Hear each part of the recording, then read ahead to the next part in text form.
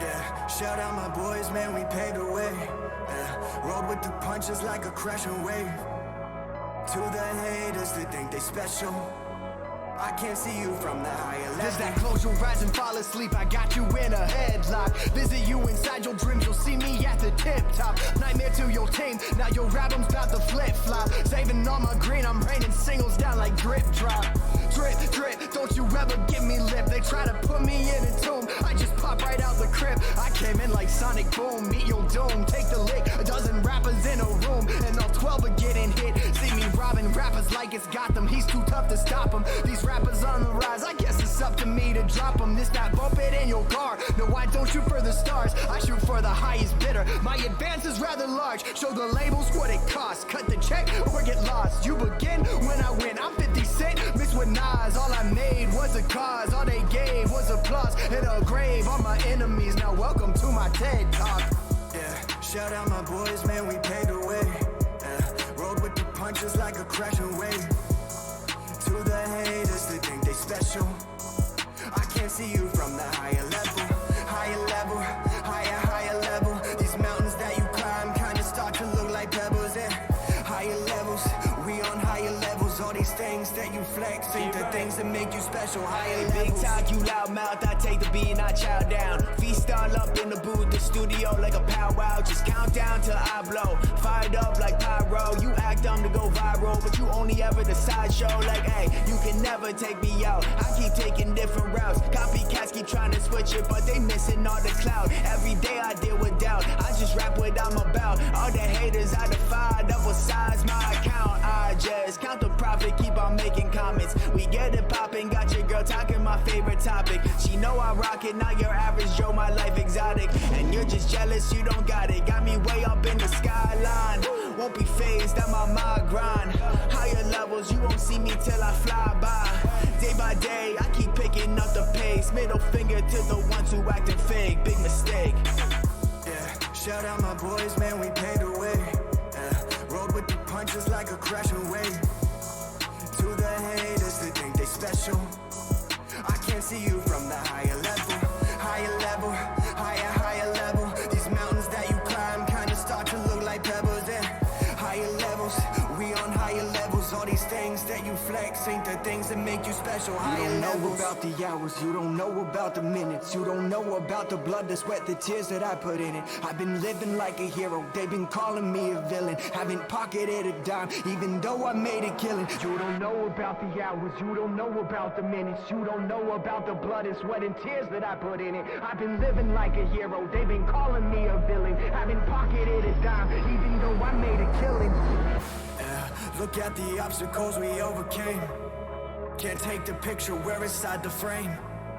And to the haters that think they special, I can't see you from a higher level. Higher level, higher levels. These mountains that you climb kinda start to look like pebbles, yeah.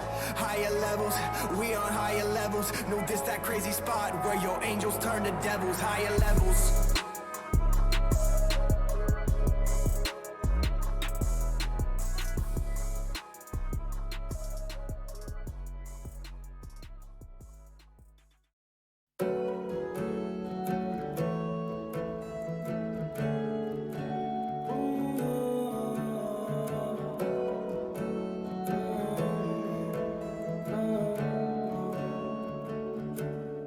It's about 503, it's killing me. You've left me all alone. I still can't sleep, I can hardly breathe. I'm dying on my own. My heart's in pieces, can we just reset everything we've done? It's about 503, it's killing me, and I'm all alone.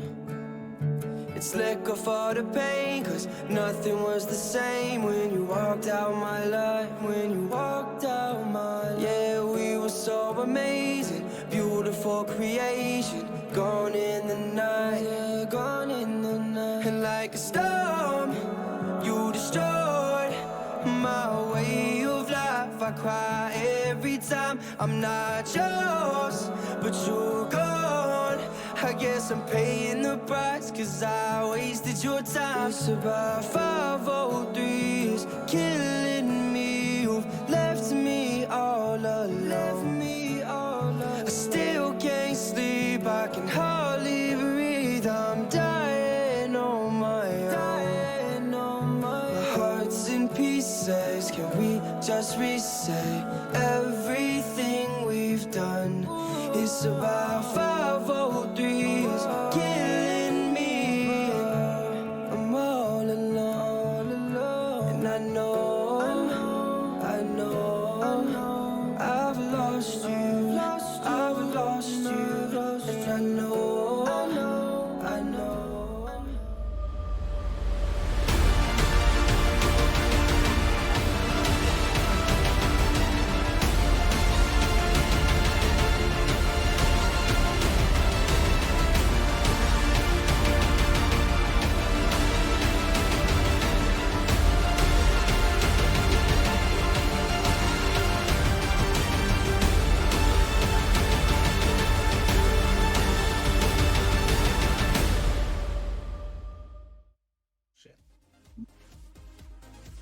Hello everyone and welcome back to the RSC9 All-Star Show matches. Yesterday we had the first half of these matches and today we will continue that on with Elite, Master and Premier all going down today. And on top of that, Elite, the only one where no one had to substitute out. So we've got the full 6 main player All-Stars and that will make it all the better in this best of 7 show match. But joining me in the booth here today is Buddha.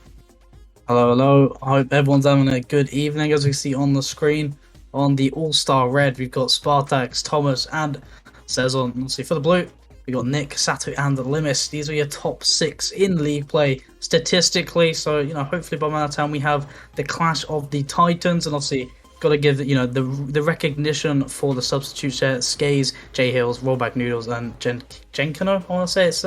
Obviously, they came, 7th to 10th, so, go give a shout out to them for making it, in the top 10 for the stats, but these are the 6 we've got tonight.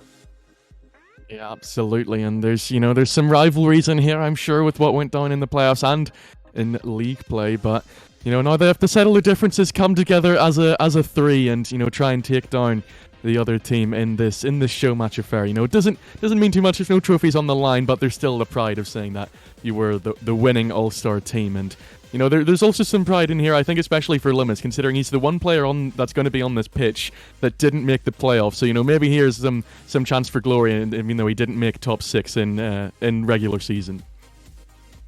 He can figure this as the grand final. This is to win it all. It's the best of 7, so, technically, it's the same format, just didn't have to win series after series to get there. But, if he thinks of it as a grand final, there we go. All he's got to do is win it, and well, we got no bracket reset for tonight, so that can't happen. So maybe they take it in the first series. But either way, when you have 6 All-Stars, obviously the top 6 in question, obviously statistically it is the top 6, but either way it's going to be close no matter what.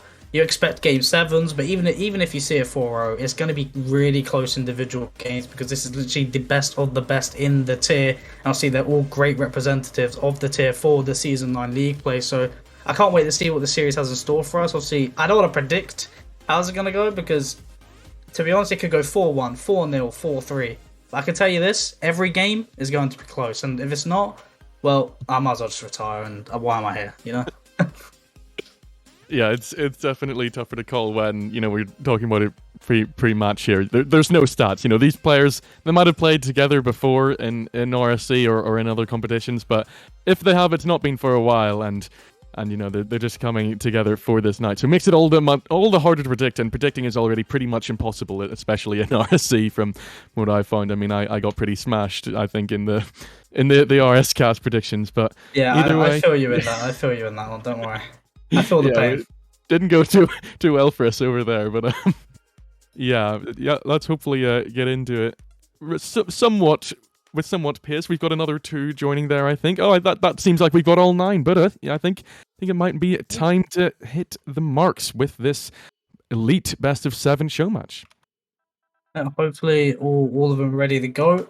I want to get this game on underway. I want to see who's got the fire in their tanks. Oh, the players are joining up. Just a reminder, the All-Star Blue side has got Sato, Nick, and the final player being Limis. And on the red, We've got Spartax, Sezon, and Thomas. Game number 1 now getting underway. Who's going to take that opening game in the series? Well, we'll find out in a few minutes' time, and we'll see who can open up for the first goal of the night. Spartax already popping up, following through with the second, almost finds the third, but Thomas, he is going to finish it. And already All-Star Blue, they're on fire. All-Star Red is on fire. The colours are right there for you, better come on. I've got colourblind.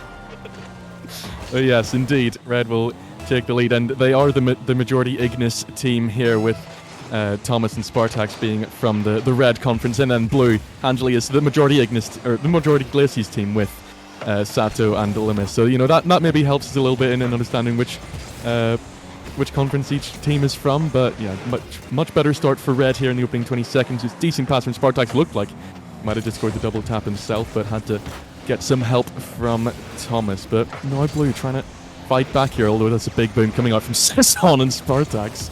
Almost with the crazy redirect to find the second for Red, but now Limis will try an ambitious one of his own, and almost an own goal going in here. There's some crazy moments waiting for us, but that was almost a calamity of errors in there. I'm trying to wrap my brain around these cars that I'm seeing on the field. We've got Nick with, what was it, the Aftershock? I think it's the Aftershock, yeah. And Sezon, I don't I've seen Sezon before do this. I don't know if I've seen Nick do it though.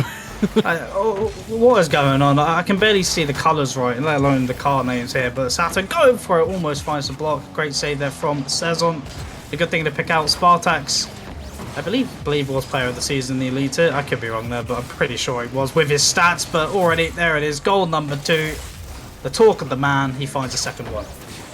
Yeah, player of the season and the highest goal scorer picks up on that mistouch from Sato, and neither teammate was ready in their own half to block that long-range shot going in. So now Blue really do need a response in game number 1 here. It's definitely not been domination from All-Star Red, but they have been the better team. They look like they might score another one here. Spartax again launches to the air, but this time Nick will cut it out as they try and get themselves settled into this match.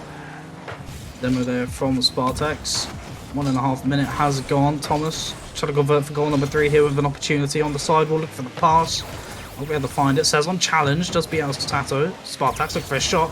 Come on, that's an open double for Spartax. It's going to miss it, but calculated no. Sezon puts it wide, but Thomas will eventually finish it. And as all this side would say, it was calculated. Of course, as they took all 3 to get it through, but still there wasn't enough time for Blue to react somehow. And yeah, they will concede yet another in the opening game of this show match. You really want to start to see them put something together here. They've only had the still shot from Sato, and Red did indeed get the save onto that one from Sezon. This one's maybe a better effort from Limis, but Thomas this time gets that save as Red will hold on to the clean sheet for now, as Limis will pick it up on the left, but it's awkward and backwards, so Sezon will take it off and find Spartax in the middle, and Sezon will then knock it on again, but Nick cuts it out on the edge of the box. Spartax picks it up once again, looking for the backboard, constantly putting them there to cause the trouble for the Blue team, but Sezon this time cannot make the most of it, and Blue are left with more defending to do. 2.5 minutes now left on the clock. Limis with a good block. With fresh opportunity of its own. It's going to go wide. Does get the read, but it's just going to stay wide yet again. Nick in the corner. Sezon with the demo. Nick not be able to find that infield pass. Thomas, a little bit of time on the ball now. Gets to flick up past one. Sezon trying to collect. Gets past Sato. Nick, last player back. A great boom downfield. It's going to buy time to reposition. Almost a chance for Sato, but Thomas doing a great job in the defense for now. But they're still going to find goal number 1. Sato almost finds it. Limis trying to follow through with the double off the sidewall. Nick is going to finish it up. And we finally see All-Star Blue with the first. They connect together as a trio should. And almost mimicking the red goal there, and then all of them were hitting the backboard before it finally went in, this time from Nick in that aftershock, just over the 100 kph mark, but that is 1 goal back, and with 2 minutes to spare, they're definitely not out of this opening game just yet, but that was almost a chance off the kickoff. Sato had to be alert and did indeed get it away, as now Nick has work to do. They have definitely been the team that's having to do more defending, but, you know, that's something you can work with and adapt to your game and try and make sure that that's consistent and then score the goals at the other end. You know, if they don't concede another goal here, that's very positive for them. Maybe they've figured out what the red team are going to do, but some of these awkward touches are not convincing me of that very quickly. Positive indeed. Spartak's trying to make something in for Sezon off the corner yet again. Will be Nick to challenge. Trying to get this one out. Not too much time left for them to find goal number 2, but there it is from Lewis. Goal number 2 has already come round the corner. They now have just over a minute to tie things up to OT. And this was quite the interesting goal. Nick's touch shouldn't have been causing too much trouble, but Spartak's put Thomas off, who then left the goal wide open for Limis, for the blue team to slot into and make it this one goal game. Spartak's in chat claims it's Thomas's fault, but no, I'm not too convinced of that one, and there's definitely a few mistakes from the red team. Should be straight back into the 2-goal lead here, and it will be the case after the initial stop was not enough. Spartak's finds the red team's 4th. Well, there's the answer. Thomas with the pressuring shot forces that save. The Spartak's in that position, just waiting so patiently, is going to clean that one up. 2-goal lead now for the side of All-Star Red. A minute now left on the clock. They've got a little bit of time to find their equaliser from the All-Star Blue side, but they've got to find their first one first to even reach that opportunity. Will be in there half an hour. Nick, look, we have to find the touch. Sezon, maybe trying to have a back pass here to Thomas. Will get blocked out from Limis. A little bit awkward there, bumped around, but the ball will fall into their side. No chance will be found just yet. They're going to take their time, maybe take the opportunity here. Spartak's almost going for the clip, but it does get defended well. Assassin picking up this loose ball. Nick, last player on the goal line, had to get rid of it and does do so now on the counter. Maybe as a chance, but the red team had already set up in defense as Thomas will bring it out. Now finds Spartak's in the middle. 20 seconds left for the blue team to do something, but looks like red want to score a fist. Sezon to try and find the dunk through Nick, but cannot do so, and it'll launch harmlessly into the blue corner. Now Spartak's picks up the clearance, but Limis can try to push it. One last chance in it for this blue team. Saddle to shoot, but doesn't make contact. Thomas didn't have to put him off. Now Spartak's maybe going for the own goal and will indeed put it in and leaves the blue team with 2 seconds to find something off with the next kickoff. Okay, Spartak's, I know you're one of the top goal scorers in Elite, but it has to be in the opposition's net, not your own, okay? That doesn't count. But either way, it gives them hope. 2 seconds, it just has to be a really, really good kickoff here. Nick with the shot, but Spartak's is going to block it. 0 seconds left on the clock. Limis is going to touch it down, and it does touch the ground. All-Star Red taking that opening game, and it was only a 4-3. But for the side of All-Star Red, they came out really strong. Yeah, I have to say that they were the better team throughout, and because of the way the scoreboards work now, I can't total the shots from the in-game scoreboard, so I'm not sure how I went, but I mean, from the 2 that are still in, Spartak's and Sezon at 4 each, so they're definitely throwing shot after shot at the blue net and deservedly got that lead, and, you know, sort of caused their own troubles at the end, but with 2 seconds, it's quite unlikely you ever score off of that kickoff, so blue left with things to think about going into game 2 here, how they're going to try and rebound into this. And, you know, Clickmore's a 3. We saw it for a couple of their goals where they were linking up in the final third and backing each other up, but for the most part, Red were dealing with their attacks quite safely, and, you know, we're well worth their, I guess, in the end, 1-goal lead, but for much of the game, more than 1-goal lead. 3 players, I believe, went for a car change, so I'm just saying, if I don't see a Nomad on the field, I'm going to riot, okay? We might be able to get crazy in here, but I want to see the Nomad. If you're coming on the pitch with the Aftershock, whatever the other Rockwheel car that was, you got to come on the pitch with the Nomad, the big chunky boy, especially when you're on Forbidden Temple. This is my map. So if I don't see the Nomad, I don't know about that. I might have to riot here. But either way, going into game number 2, obviously All-Star Red with that 1-0 lead. They're looking pretty strong in the beginning, but they did start to slip that lead that they had. Yeah, blue were going into it in that second half, and maybe they can try and pull forward some of that momentum, but some of the cars on display here, we have a Scarab from Sezon. Is that Thomas in the Jaeger, maybe? Or I think you said that there's a Lamborghini, but yeah, there's definitely pandemonium, but at least for now, but no Nomad. Now I'm about to be mad, but either way, game number 2 underway. We've got the Lamborghini looking for the opening goal, but it's going to be blocked out. Limis going to leave it for Sato. No boost to his name. Just going to take their time now. Limis across field. Going to try to find Nick. Not be able to find it just yet. Limis again. Just going to put it in midfield. The Proteus from Nick. I got to give respect to that guy. Nomad number 1, then it's the Proteus. So, you know what? I'm happy. That's all I can ask for.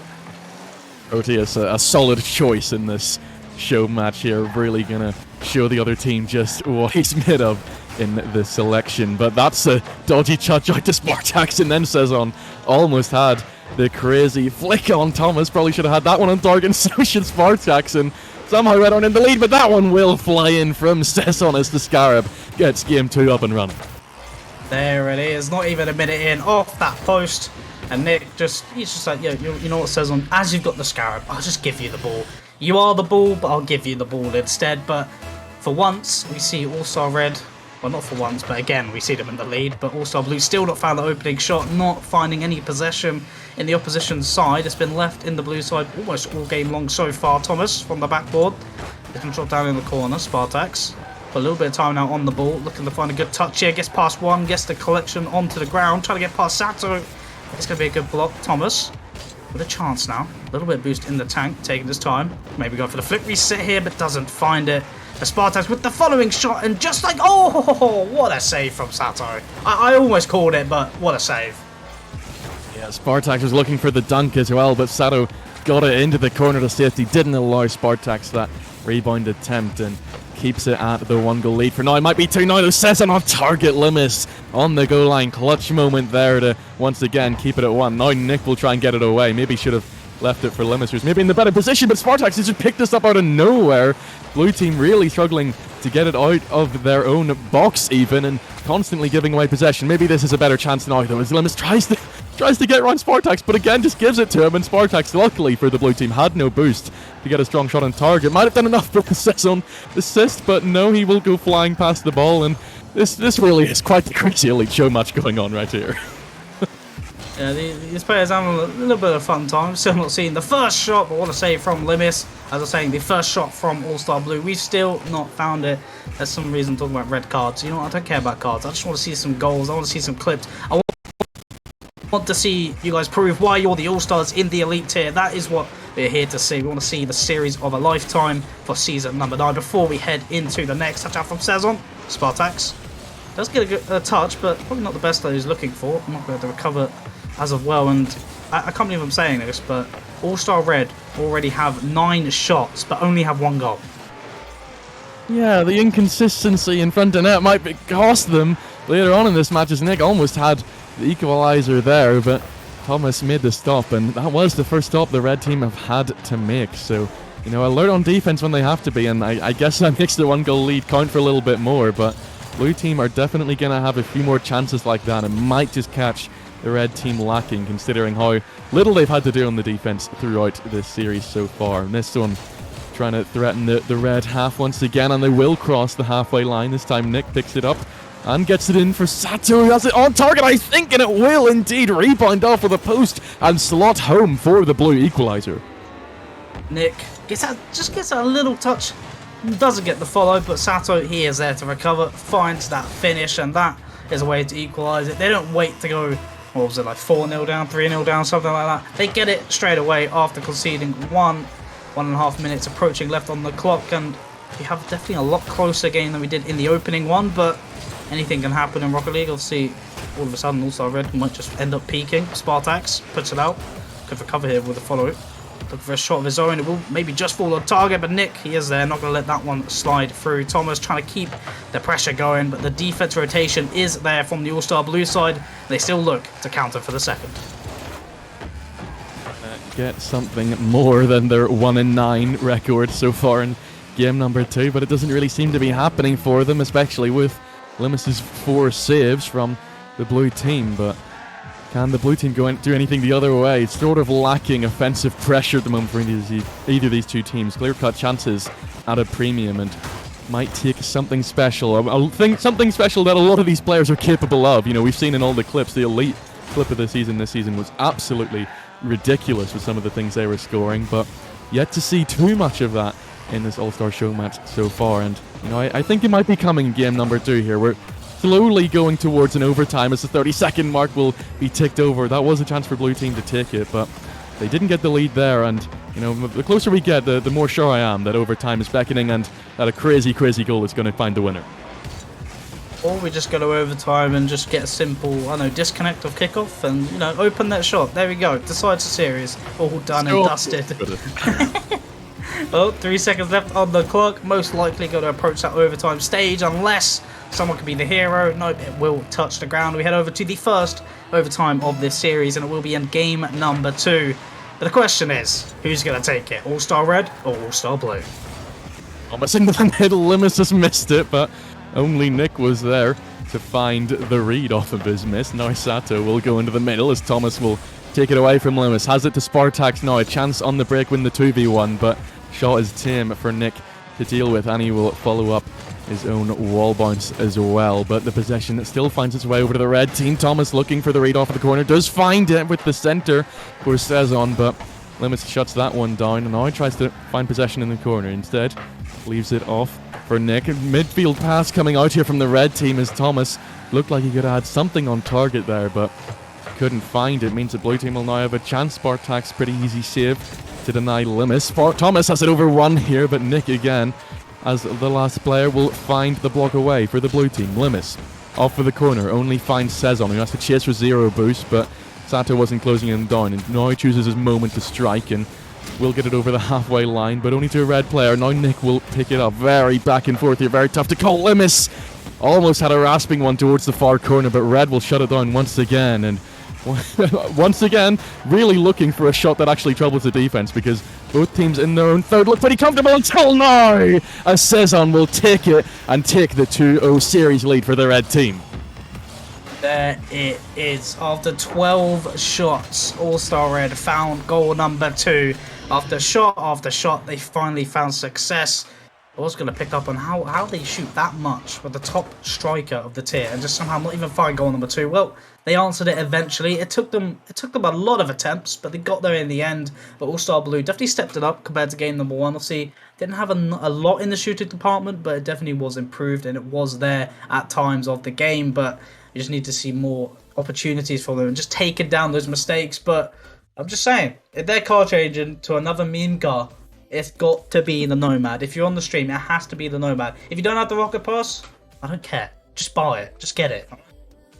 Will anyone listen to you, Buddha? Because I'm not sure they will. I think they might just choose something other than the Nomad, just out of spite for you now, because you're gonna curse them then if someone actually does choose the Nomad. But I mean, yeah, talking about shots, if we look back to the actual stats of the game instead of the cars, Spartak's 0-7 in that one, and considering some of the stuff we've seen him do, I think in that play-in match against Vanguards in the first game, he had like 8 goals in 13 shots or something, so definitely one of his lower shooting accuracies in that game too, but maybe Red will step it up a little bit here and actually shut down this series, because they have been the more dominant team, and if they do find that consistency in front of that accuracy, then Blue could really be finding themselves 4 or 5 goals behind at this rate.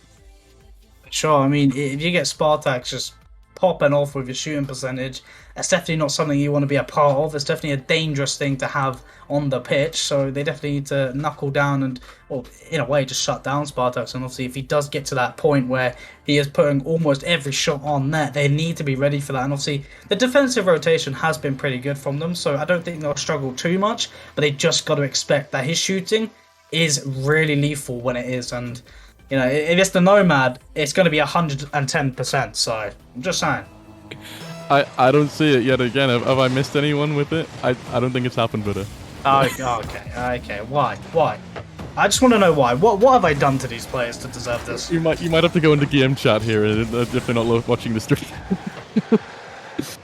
What a yes. Game 3 here in the show matches. Blue trail by 2 games, but still plenty of time in the best of 7 for them to come back, although not if they are scoring like this. We were saying they're capable of it, and now they have well and truly proved it. Sezon with an excellent centering ball for Spartak to slot home into the net, which none of the blue team could save. 1-0 for red team. I'm just saying, player of the season is now on the field. He's brought out the Cloud9 car that we all know from Spartak's, and this is why I got confused. I get confused looking at Spartak's team, because he always rocks the blue Cloud9 decal, but he's on the red team. Why are you mind gaming me right now? This is just confusing. No, he's not going to choose the Nomad, and he's gonna mind game you that way as well with the blue decal. But there was a moment there where the blue team probably should have equalized, but Limus didn't find the shot. And now they will have to try and build again from the back, although another miss will come out from them and maybe give possession back, but no, Sato will instead pick it up. Thomas a little bit awkward on the corner boost pad, but still comes away with beating 2 from it. Now Spartak's going to have to chase this one on the right as Nick will just gift it out to him, and you cannot be gifting a ball out to Spartax, because as he's proven time and time again in RSC9, he will score them essentially every single time. Every single time, indeed. Well, I mean, he's had 1 shot and 2 goals, so he scores them more than every time, somehow. So, yeah, you know, use that what you will, but either way, Spartax, I mean, he's popping off. This is what you don't want if you're All-Star Blue, and if it is happening, which, well, it is, they need to find offensive pressure themselves, but Sezon with the double! Now that is clean. That was very, very nice. Spartax will turn provider with this one as he knocked it high, but it's all Sezon from that point on. Double taps it home. Nick hopeless on the goal line as the power came through from the Estonian, and the red team have amounted this 3-goal lead. Now, last time the blue team were facing this deficit, they could do pretty much nothing about it, and I don't think that's about to change here in Game 3. 3-0 lead. With only 3 shots, just to point that out there, from All-Star Red. 100% shooting accuracy from the team in general. Thomas, well, he's not really had to do much at this point. Sezon and Spartax, they're just chilling upfield. And Thomas, he's just there to claim that All-Star victory. But hopefully we get to see more come from him, as maybe he'll be needed in the play. Nick with the shot of his own, and I don't know what happened. Block after block, but it almost went in. But either way, All-Star Blue starting to get aggressive, but they still can't find the back of this defense. That was their opening shot as well. It looked like a good one, but the red team thwarted it. Now they might have another chance as Nick goes up, tries to fake under Sezon, and will it do so? Sezon could not find the read, and blue will peg one back. Beautiful pop-up, follows it through. Oh, just beautiful, Nick, just beautiful. It's in the Scarab as well, just makes it 100 times better. We've seen a double in the Proteus, and then, what, a fake, the lob into a fake from the Scarab. I mean, oh, come on. That's just a cherry on top, but I still need that Nomad double. Alright, that's the 3rd one. But either way, they found their first goal. It's not a 3-goal lead anymore for the All-Star Red side. Question is, All-Star Blue, can you bring this one back? You were 3-1 down before. They bring it back to 4-3, obviously losing. But can they equalise and maybe look for their chances to find their first game in the series? Pushed back here for now, and Thomas might just pick this one up himself. Lemus can do nothing about it, and it will indeed be 4 out of seemingly nothing. Lemus looked pretty safe here, but Thomas just chased him down and got it into the back of the net. Thomas was just there. That was all that was needed. His presence on the field, that's all it took for Thomas to find his first goal of the game, and, well, Thomas finds his first goal on the scoreboard for this game. Taking it into 4-1 with just over 2 minutes left on the clock. That is pretty comfortable. Almost a play there, but no connection found from Sezon. Trying to keep this pressure going. Sezon into the sidewall. Look at the follow through. Will be beat from Limis. Thomas, he's up for it. Puts it into the midfield. Limis. Maybe looking for the second touch here, which he does find. Into the corner. Could bounce down here to a shot of his own. Sezon with the back pass, and it does get cleared well. Almost give me a heart attack of an own goal, but Nick with the follow. It's not an own goal, but it's the Nick, the one and only, with the second. The very awkward Sezon touch forced Thomas into yet another awkward red team touch, and Nick was straight on to that one. No time to react for All-Star Red, and once again they will be facing their 3-goal lead being shortened to 2, but they of course are capable of extending it once more, but we're relying on blue team to keep this up and not allow another one through. It's been all Nick on the offensive front. Might have to be someone else in the defensive front here, as Sato did make sure that nothing came out from that rebound opportunity, but red team, they're definitely still looking to score more, and yet again, they're looking impressive here. Spartax flashes it across, and he gets onto his own shot, but it comes off with a post now. Double commit from the blue team means Sezon has a chance, but Limus will get across for this one, and it stays 4-2.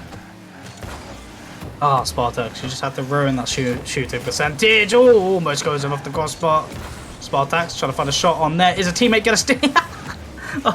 Sezon's like, no, you're not scoring a hat trick. I'm just going to save it instead. The stats really do matter in these All-Star Show matches, of course. You know, cannot let yourself look too carried, maybe, is Sezon's plan there. But not Thomas for the double tap. Couldn't get the angle round it. Sezon will go into the middle, but no teammate to collect it. Means he just has to pass it to Sato, apparently, who then had the chance opening up. Now Limits to chase it. Once again, some chaos ensuing in this matchup, and surely Sato pulled a third one for the blue team, but somehow he gets blocked out, and with 30 seconds left, looks like Red are going to be taking the 3-0 series lead. This definitely looks like a repetition of what we saw in that game 1, a 4-2 closing to the end, but are we going to see that own goal to close out for number 3? Almost going in, but it will just fall wide. Sato on the backboard with low boost, challenged by Thomas. We're going to find it. Sazon with the shot. Limis with the save. Spartax is there, but what a good clear there from Limis. Can they convert for a consolation goal here? Or almost get it in time. The musty flick from Limis. Oh, beautiful. Spectacular from Limis. What a play. I thought he was going to have to rely on Nick to his right, but goes all the way by himself and gets it past Thomas once again, leaving themselves with 2 seconds for the kickoff. Can they do anything more with it this time? Or will Red once again be able to see it out? Limis does get it into the air, but only says on the chase and grounds it immediately. Red 3-0 into the lead. Wow. We've had 2 games that went 4-3, and a third goal was scored with 2 seconds left. I mean, if that's not a script, I don't know what is, but I mean, it's not a script because I've not seen the Nomad, okay? I'm just saying, I'm gonna, you know what? I'm going in text chat, I'm telling them. I want the Nomad. I say you just sub in for one of them, you know? If none of them are going to do it, you do it yourself. I mean, who's Spartax, you know? He's only the leading goal scorer. I mean, I'm easily, you know, that replacement, obviously. Of course. I 100% in agreement with you, because you're better. You're clearly the superior, and especially in the Nomad, you know, that really brings out the best in you, I find.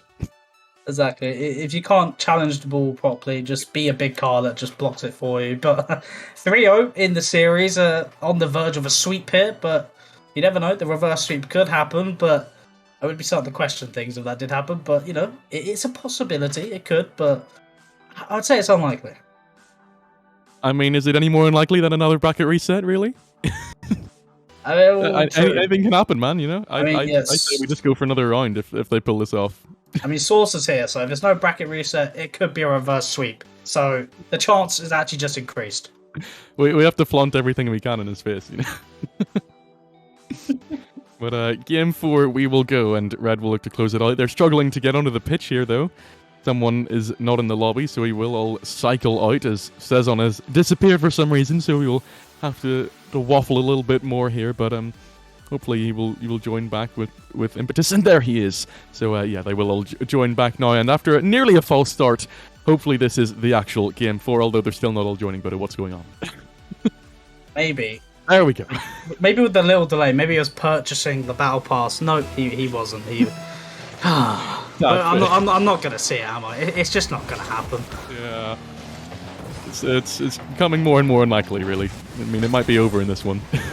Master, do me proud, please. You know what, Sean? Just to see if anyone uses a Nomad. Here we go for I think the 4th consecutive time the red team will pick up the opening goal, as Sezon once again linking up with Spartax. They've been a really good pair together, as you say. Thomas not always having to do too much in this one, just because of how well Sezon and Spartax are finding each other in good space in the final third. Good kickoff there from Sezon. Spartax with the shot, looking for the double, does find on target off the crossbar, and Thomas is going to clean that one up. And already 2 goals for All-Star Red and All-Star Blue. Well, they've only touched the ball once. They've just not been given the ball at all.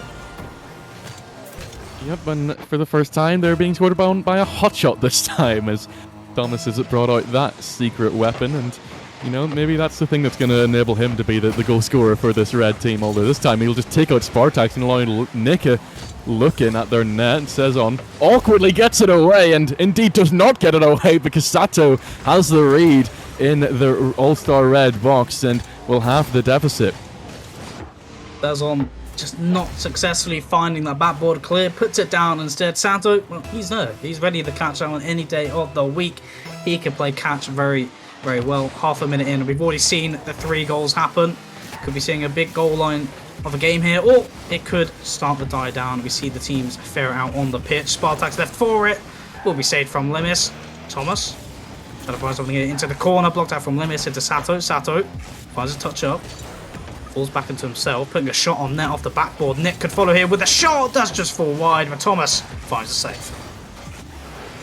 Will follow himself up here as well, as Sezon is looking to receive the pass, and then he flicks it on to Spartax, but it'll go harmlessly up to Sato on the backboard, who now has another touch off of the left-hand side. Only finds Spartax, though, with a good cut on the rotation to pick this one up. Flip reset off of the backboard, maybe, but this time Limis is there to cut it out once again. Red will just lock them in. It's falling down to Sezon here, looking for the snipe, but Nick got a touch on it to make sure that it'll set the one-goal lead. Limis looking to get that one, and Spartax just about shut down the angle.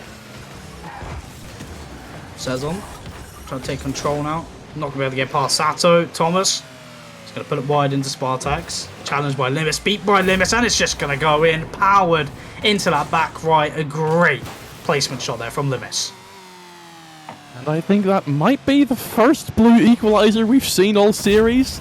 They've constantly been facing leads, but maybe now they finally have a chance to actually make something of this series and put themselves into the lead. Was a very decent shot from Limis to get it past the sole remaining red defender, but as I say, work left to be done. An equaliser isn't worth much if you don't get the follow-up goal afterwards. Off the corner, Sato with the miss. Nick does recover for him, Sezon. Puts into his own back corner, into Spartax. Pass one, getting past the second. Nope. Nick is going to find that first touch. Look at the follow through with the little pinch. Let's get a little touch. Played slow now from Sato. Is going to get bumped out and away into that far corner. Good challenge there, but Thomas is going to win it. Looking to control it off the sidewall now. Looking for the pass into that midfield, but it will be cleared from Nick. A dangerous opportunity, but it was well read and defended. The blue team might have finally found some sort of consistency in denying the red team, as somehow once again it will not find its way through, and red team will have to try and find a different avenue. But yeah, blue team, the more they keep this up, they've only had to make 2 saves, so a lot of it has been preemptive defending, but the more they do that, the more chances they'll have at the other end, and albeit another strange chance for them, but they will somehow force it through, and Nick will claim the goal. But I mean, Spartax, it's a second of the series. I don't think there's been any since that game 1-1, but yeah, it's another own goal, and it allowed blue to sneak into the lead here. Both of Spartax's own goals. I'm pretty sure they've been the exact same. Either way, they've both been in the same corner. I don't know if it's happened the same, but Spartax, what are you doing, lad? Come on. I mean, unless they want to get reverse swept, then you know what? Take it away. But they're now losing. This is the first time All-Star Blue are in the lead. I don't know what they're going to make do with it, but there's a first for everything. Maybe they hold it, maybe they don't, but Limis is going to stop that chance for the All-Star Red. Thomas trying to find it, not be able to find the touch. Nick will find the save, and they look to hold on, and they look to increase their lead. Yeah, I thought for sure there Spartax was going to sort it away, or at least find the double, but once again, blue trying to prove that they figured out how to stop this red team, and even more so, they'll double up on their lead. Nick gets it over to Sato, and Sato finds the back of the net with aplomb. What a strike. Spartax could not jump up fast enough just because of the raw speed on the end of that one. It was a great pass and a beautiful little pop of a finish. Spartax not expecting that shot to go to that back post. Well, that is called the element of surprise. Nick with the block. Not be able to be shot by Limis, Sezon. Double commit from Thomas, but he will pull it into the corner. Limis with the demo. Thomas now with the first challenge. Looking to follow through in the corner here. Nick is going to beat him to it. Sezon trying to find Thomas there. Onto the backboard, off it goes. Spartax with a chance. Thomas, can he find the touch into the net? Down, but no one is there to finish it. There was like 2 or 3 opportunities of a crazy angle goal there. How did it not go through? Surely Sezon had the angle there, but Spartax took it away. Now Thomas looking for it, but Limis will not only get the clearance, but also the demo. But still, Red are looking for this third goal. Thomas surely has to have this one. And I thought it was actually Spartax who scored it, but no, Thomas did find the touch after no one got it off of that backboard. Was it Sato here? Yeah, just completely misreads the ball, and Spartax actually bumps Thomas into that one. 1-goal game with 50 seconds to spare. 12 shots from the All-Star Red, putting away 3. And for the All-Star Blue, well, they've had 4 shots and 4 goals. Thanks to Spartax with a cheeky own goal.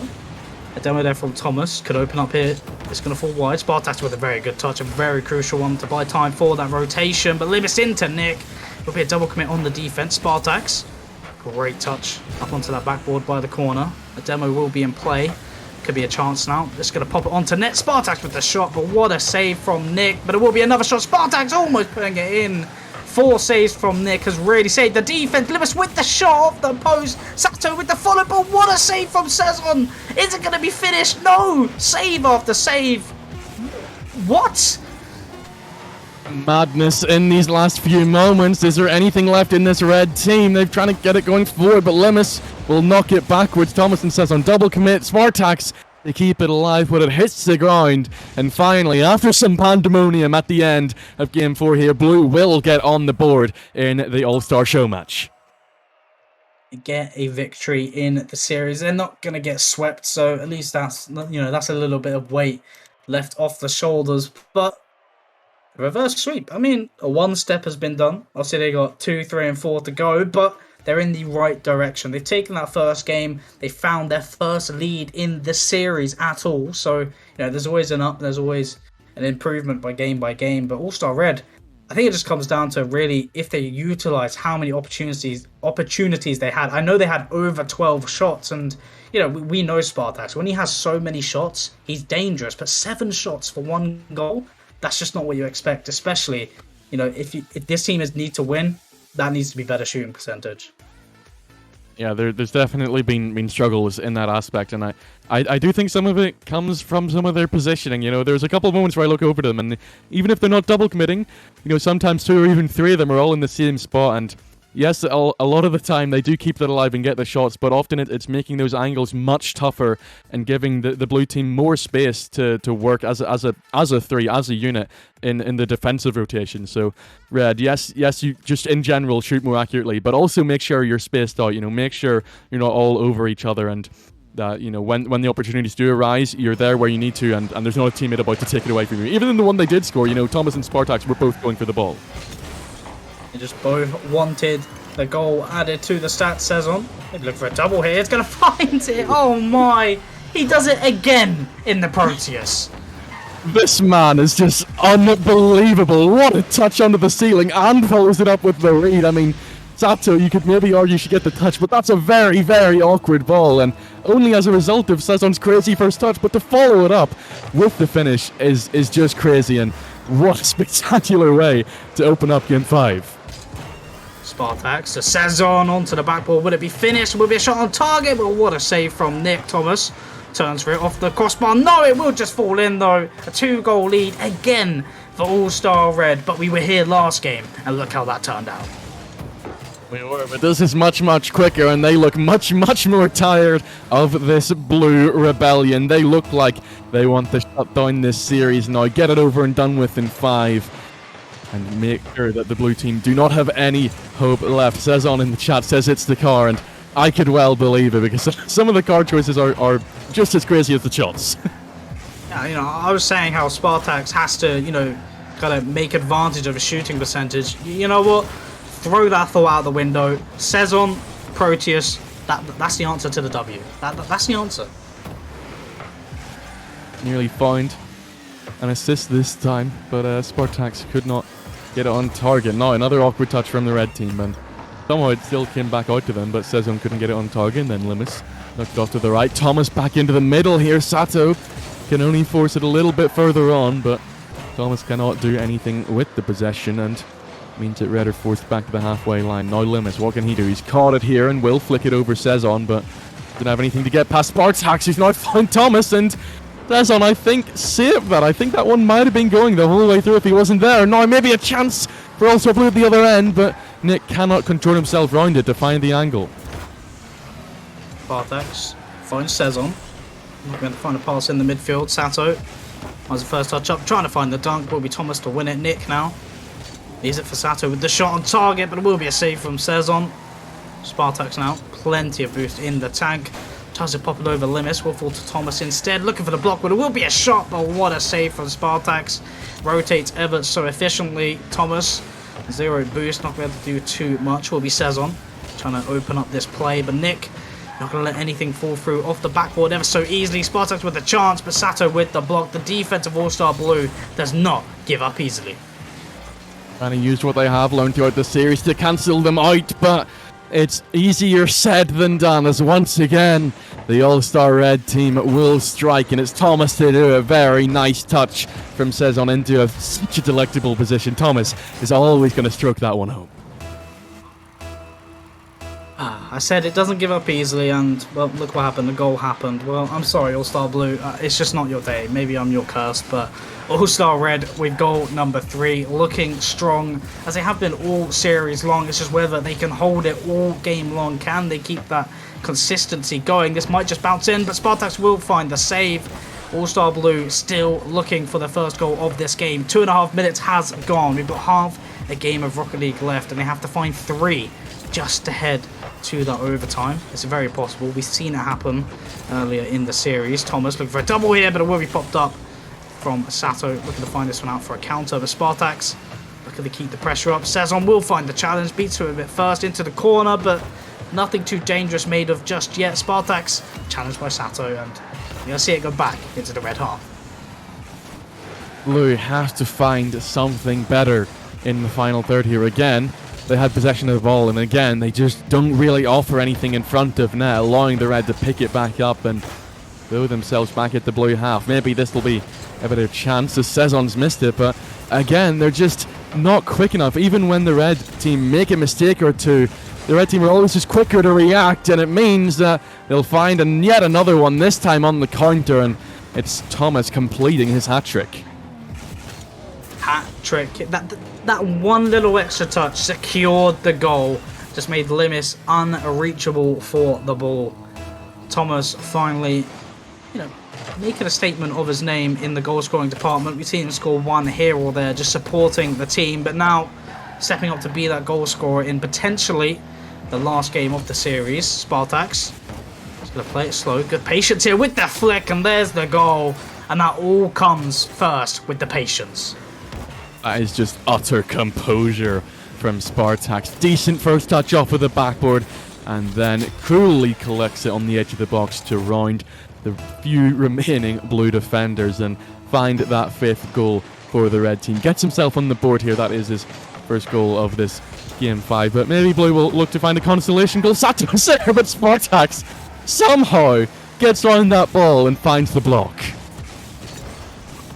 I don't know how you've done it, but you've done it. Off the corner, Limis trying to find the read, but it will fall to the post. Saison with a save of his own. Limis off the backboard. Nick is already up for it. Almost a read there from Limis. Sato looking to find goal number 1 off the corner here. Could find a pass here, or looking for the Doomsy instead. Not going to find the touch. Nick, he's just vibing in there, just saying, yo, I'm at the beach. I'm on holiday. I'm on my vacay. And Limis and Sato is still left to find any consolation in this series, and I think all the players on the field know it's over. Yeah, they're just gonna see if Sato and Limis can break down this 2-man wall now. Is that what it looked like it's gonna be? And they're struggling to do it, and Limis will now go up the wall. It's freestyling time in this All-Star Show match. Clearly Sato waiting on the other side. Can they find the pinch together? Yes, they can! It'll go in. The blue team have something to cheer about in game number 5. They didn't get the W in the series, but they got a W in the last game. That is a winner itself. They found something to make up for it. They at least find a goal in the final game. I mean, round number 2, goal number 2, maybe another one. Who knows? But I mean, yeah, Spartax just hat-trick of own goals by Spartax. That's what you love to see in a show match like this. Utter quality is the hat-trick of own goals from Spartax, and yeah, he throws hat colorblind into the chat. Of course, that the only logical explanation for how something like that could have occurred, but means we have 16 seconds left to find 3 goals. Maybe red team will let this go to OT, although Limis is taking his time with the double flick reset. Thomas will not let that one go through, and I think 5-2 might be the final. No, it's not the final scoreline. Thomas will just throw another win in to find a 6th for the red team. It's just not going to end. I just feel like we're going to be trolled, and they're just going to keep the ball up at 0 seconds. We're about to go to minus time, I think. I'm just waiting for that one, the serious viewers like, wow, these were the top 6 in Elite? Wow, I could have done better than this.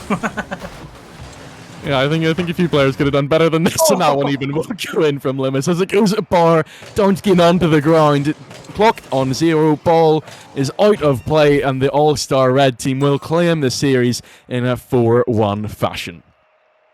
The great series. We didn't see the sweep, but I mean, one of the main things, also, you can tell every player in the lobby was just having fun. You know, no matter what the result, the blue team, that they accepted their fate and they still chilled and vibed with it. I mean, either way, it was still a good series to watch. We saw very close individual games. Also, we didn't get to see the Nomad, we didn't see the reverse sweep, so maybe I'm not satisfied, but at least the players are.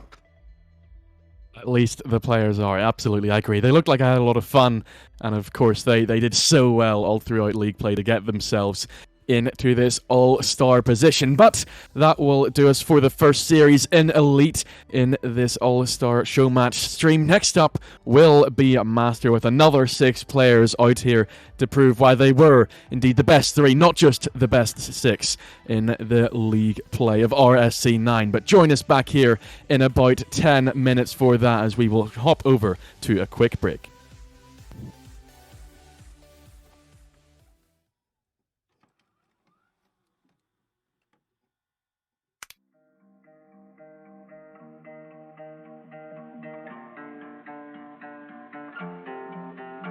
I gotta watch my back, probably pack my bag. You're like a computer crash, baby. I was wrong, so she left me. Now I'm down on my left knee, but I'm gone in a jet speed. Get around like a 10-speed. I gotta watch my back, probably pack my bags. You're like a computer crash, baby. Well, maybe it's not that bad. Pretend like I'm not that sad. She only know how to make me mad. You don't know a damn thing. You don't know a damn thing. You don't know a damn thing. You don't know a damn thing. Baby, that's a damn shame. Baby, that's a damn shame. Baby, that's a damn shame. Baby, that's a damn shame. I can't rock with that. I can't rock with that. You just hold me back and it makes me mad. I can't rock with that. I can't rock with that.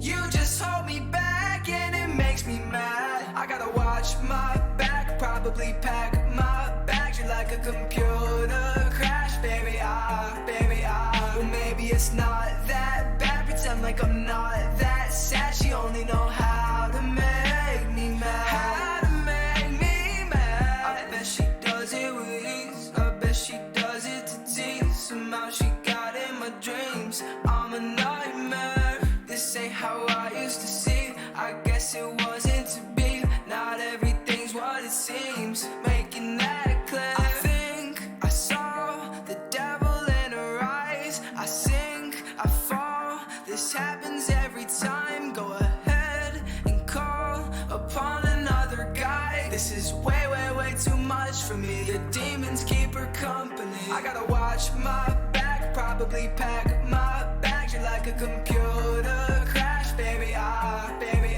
Well, maybe it's not that bad. Pretend like I'm not that sad. She only know how to make me mad. How to make me mad.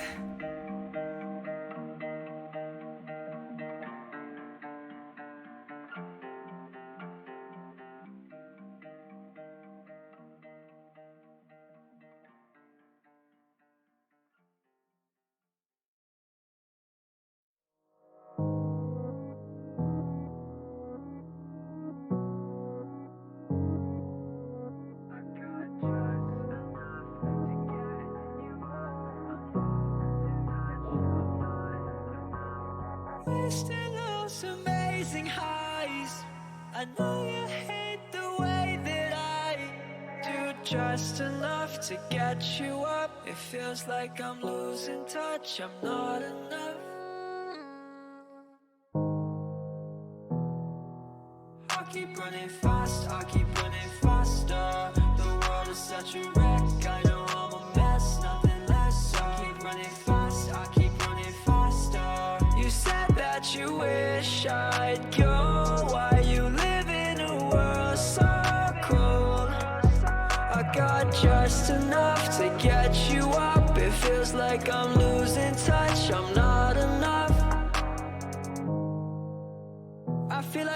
you'll pass out. Thought that the day ones would last, no. They wanna be just like you, friends turning they lose. 45 and I'm gone, feel alive when I'm torn. No, I waste all my time feeling lesser. Don't wanna mess up, know that I'm blessed, it's been emotional. Listen, I hope you know all of the pain that you caused me, it helped me grow. I can't feel anymore, I know I've been ignoring the things that I live for, the life that I give, and I feel like I could've done better. So I keep running faster than ever. I keep running fast, I keep running faster. The world is such a wreck, I know I'm a mess, nothing less. I keep running fast, I keep running faster. You said that you wish I'd go, why you live in a world so cold? I got just enough to get you up. It feels like I'm losing touch, I'm not enough.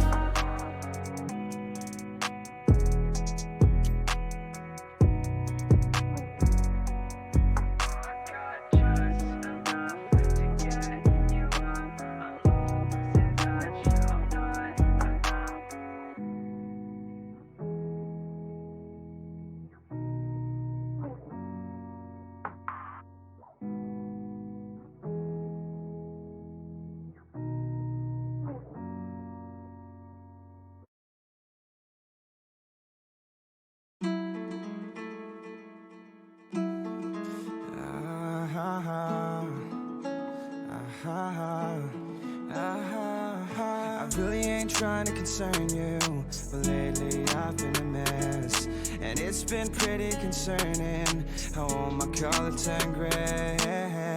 I hate when shit is out of my control, and lately shit been out of my control.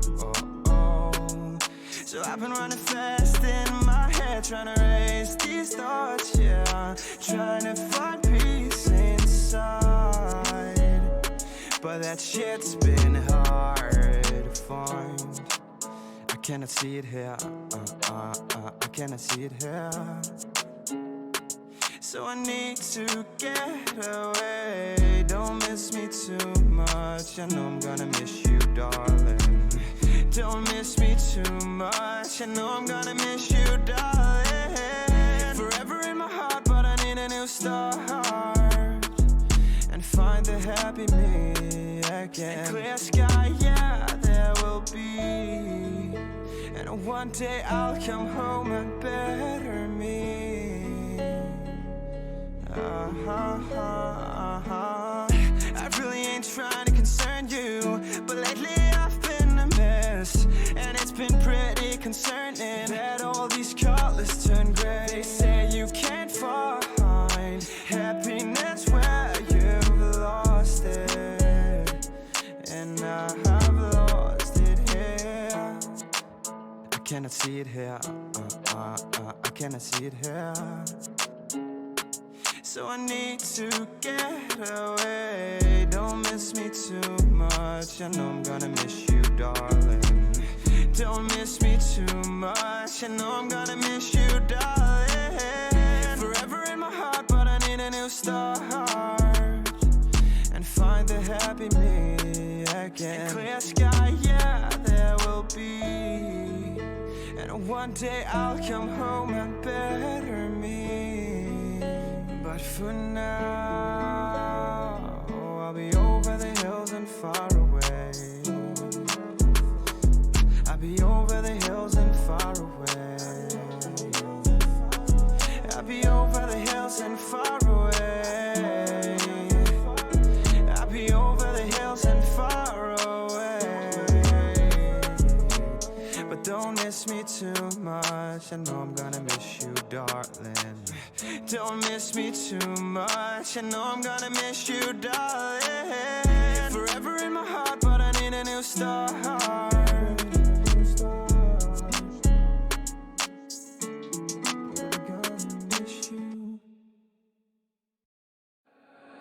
I don't see my name next to yours. I can't feel my weight anymore. Holding on to hope that I might be enough. You know what my heart's aiming for. Meet me up and tell me you needed someone better. I can't wait around anymore. Feel like we don't speak how we used to be together. Lying down on my bedroom floor. Late last night I called, hoping you pick up the phone. I know that there's been some time since I had you all along. What you really like is the thing I wanna find a way into your life. There's no way out when I'm just not enough. There's no way out when I just wanna run. There's no way out when I'm just not enough. There's no way out when I just wanna run. I can't even see through the lights. Keep running round in circles and lines. Holding on the hope that I might be enough. Maybe I'm just wasting my time. Go. Meet me up and tell me you needed someone better. I can't wait around anymore.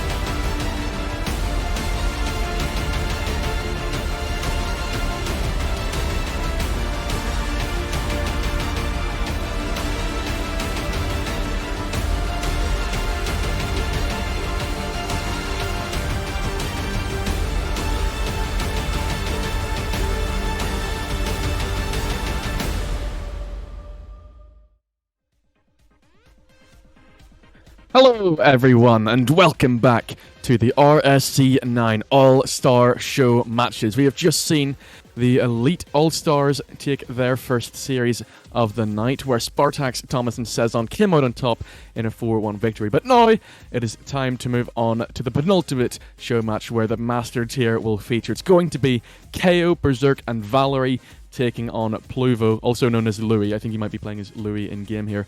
And teammates Matty, Mumu, and Wizard. So lots of incredible players on the pitch here, but joining me in the casting booth, just as incredible, is Vector.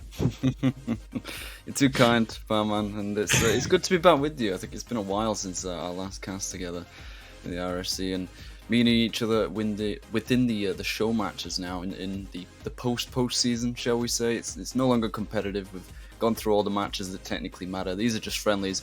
They're for fun, for decompression, and you love to see what some of these players are actually capable of. Obviously, we have all the clips of the season of each tier individually, what we had on RScast on Monday. But I'm still looking forward to some potential plays tonight as well, as much as there isn't anything on the line. You know, the only thing you have left to play for is bragging rights, essentially, and proving that you are the all-star of the all-stars, of the best.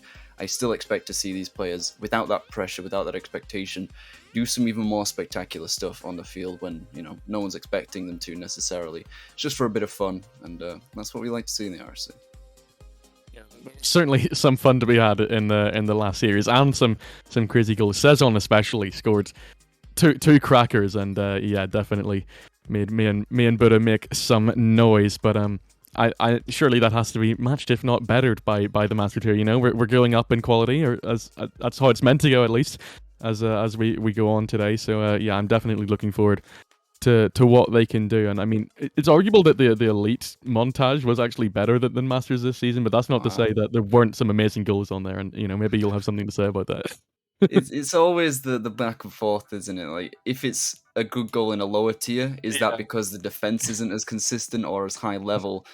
But if the defense is really good in the higher tiers and they still pull stuff like that off, is that the better play? But it's all a debate that I think goes round and round in circles. Doesn't really give us anything except a little bit of drama. So it's just good Rocket League, whatever it is. And as much as one tier might be better than another in terms of quality, we still like to see it from all of the tiers, and especially people that play above their expected level. If you see players in like Challenger, Rival, Elite doing as crazy things as you might see in Premier, it gives you hope for the longevity of not just the RSC but Rocket League in general, that people can improve throughout a season to this point and constantly break expectations and set new limits, set new standards. And I'd love to see that again here, starting off in Premier, or at least halfway through the Elite, Master, and Premier All Stars. And it's unfortunate to see some players couldn't turn up. Of course, one of the main ones that people were probably hoping to see was Serve, one of the better players throughout the Master tier. Of course, he's got a physical injury, was unable to play the playoffs, and will be unable to play the All Stars as well. But hopefully, the people stepping in will be able to fill his shoes to some degree. And we see some good Rocket League. It's a little bit less of a serious atmosphere, more casual, and I just hope to see some good plays. Yeah, absolutely, and I mean this does mean a lot to people. You know, reaching, because I was on the reach out to everyone. Limits was so excited for the last one, and even when Valerie was one of the ones to sub in, it's the only Might of Hades All-Star this season. So Senji was over the moon as well as Valerie. Consolation there. yeah, no one in playoffs, but got the one All-Star here. So there's something to go on for everyone here in RSC.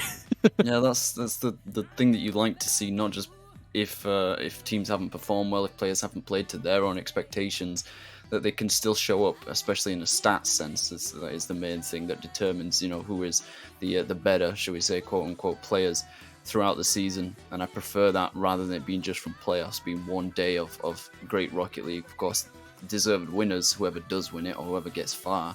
But throughout the season, that's when you're really tested most, and you're able to keep up that level of performance for so long against so many different kinds of players and different play styles. So, yeah, you love to see it. And I believe we've just about got everybody in the lobby. We should be able to start soon at Bar Manitan. But just looking at the players on both sides, I'm not entirely sure which has the more scalps, the All-Star Red or All-Star Blue throughout all the tiers. But just looking at the teams, which side do you expect to take it? Oh, I mean, I'm gonna go over to the blue team here with Pluvor. He has indeed got the in-game name as Louis here, Matty Mumu and Wizard. I mean, I don't know. I think they've just pretty much fallen randomly, or according to the stats, gone down 1, 2, 3, 4, 5, 6. But however it's fallen, I think this blue team should be the favourites here. And Vector, do you disagree? It's really hard to say. Of course, this is my tier. I should by default just have some sort of higher understanding of each player's ability and what they could do. But you never know. With the All-Star Games, that's sort of the wonderful chaotic element to it. These players, they might have played together before, but not for such an extended period of time that we have any idea how strong they're going to work and how well they're going to work as a team just thrown and pieced together. And like I said, as much as they might have scrimmed with one another, this is sort of a different environment. Despite the fact it's not competitive and they're not playing for anything but bragging rights and that ego boost, or ego repair, should we say, for maybe Valerie's case in this one, or some players that just, again, didn't do as well as they expected to throughout the season. This could be an important series, as it started off much closer for All-Star Red than Blue. A nice cherry picker attempt for Valerie to put to the bottom right corner, but Wizard to stop it. Wizard being one of those players that got all the way to that grand final, couldn't quite make it, did get the bracket reset, which was beautiful to see, and it went all the way to the final Game 7 against Ziu and against Pluvo, or Louis as we know him. So they're on the same side this time, Balmanitan. I'm wondering if there's still a little bit of sting left after that grand final. Maybe, and we almost had Zaki as well in here. I think would have been on the other team to Wizard, but he couldn't make it either. The other subs, did throw them out. Of course, as you said, Serve, and then also Sentex and Hugo couldn't take it. That one probably should have been the opener from the grand finalist, but yeah, will not go through, and we'll stay at 0-0 a little longer. The other thing to say here is that Buddha for the whole of last series was asking for someone Nomad, and I was just thinking it. Now we've got two. Louis and the Nomad, but Matty Mumu will open the scoring with an assist from the Nomad. I don't think it's just Louis. I think there was another one. I might be wrong. I thought there was one on the red side as well. I think it's Wizard. Wizards. 2 Nomads on the field, but it doesn't even get any. The worst thing that these players could do was do him dirty like that. But yeah, Elite didn't want to do it. They took this more seriously than maybe the master players are. As this one's sent hurtling towards the net, looking for an equalizer, denied by the champion of the tier, Louis. Keep that one away with the Nomad. Wizard to flick it back on out of his own box, sent straight back to him. There's more added pressure from All-Star Red. Wizard taking plenty of time. Doesn't quite win the 15. It does drop down for Berserk, but once more, Louis denies it. Finds his second save of the evening. And it's looking pretty even so far, with it only being a 1-goal deficit for All-Star Red, but I don't see it staying that way. Yeah, it's been a lot closer, I'd say, than the opening of the Elite Show match was anyway. The Red team really had a little bit of a blitz in the opening game, but here Red have held on much better, although they might have conceded another one there. They will find the block and get it away. Straight looking for the counter as well as Valerie found KO in space, but blue team should have out now. Berserk to go again. Got a flip reset there, I think. Maddie Mooney will gift him on KO. Comes off of the post. Berserk to try and find the finish, but Louis will shut down that angle, and once again they will hold the clean sheet, but it's opening up again here as Maddie will race back. Red are throwing a lot of pressure on here. 7 shots, but still cannot find their breakthrough. As much as they want to score, they won't be allowed. All-Star Blue to deny them and maybe get a second of their own. Wizard with the follow-up from Maddie's dribble. Not going to be enough to get that 2-goal cushion. This one drops and misses massively, but KO and Valerie getting one another's way, and I think that lack of chemistry starting to rear its ugly head. The fact that they didn't communicate that might be a facet of them being on the opposite sides of the conference, of course. Hades on Glacis this season and Luna Esports, where the KO was a part of, obviously on the Ignis side, so won't be used to seeing one another on this side of the fence. There's another sent up the field. Matty can't quite connect to find that 2-goal lead, and even after that first goal came through for Matty, he's not been able to get a single shot after it. The final minute bearing down. Could be that All-Star Blue takes game 1, but still time left. In the wrong half of the field at the moment, it will be Wizard to accost. KO does beat him out. Berserk with the catch, attempting to dribble. Matty takes it away from him. KO doing what he does best with the air dribble and gets the reset as well, but cannot utilize it effectively enough to regain that equal game. We go back to sort of a lull, a status quo.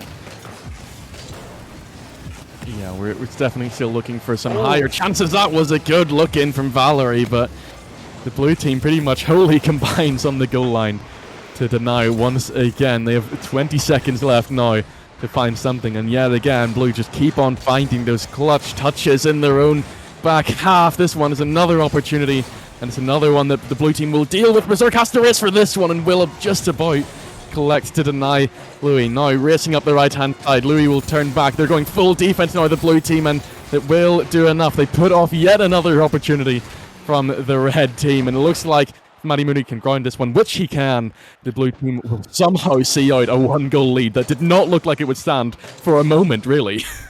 Now, you see, this doesn't work in my favor, because you asked me the question at the beginning of the series who I thought was more likely to take it, and I was desperate. I was trying to find a way to say it. I thought it'd be All-Star Blue.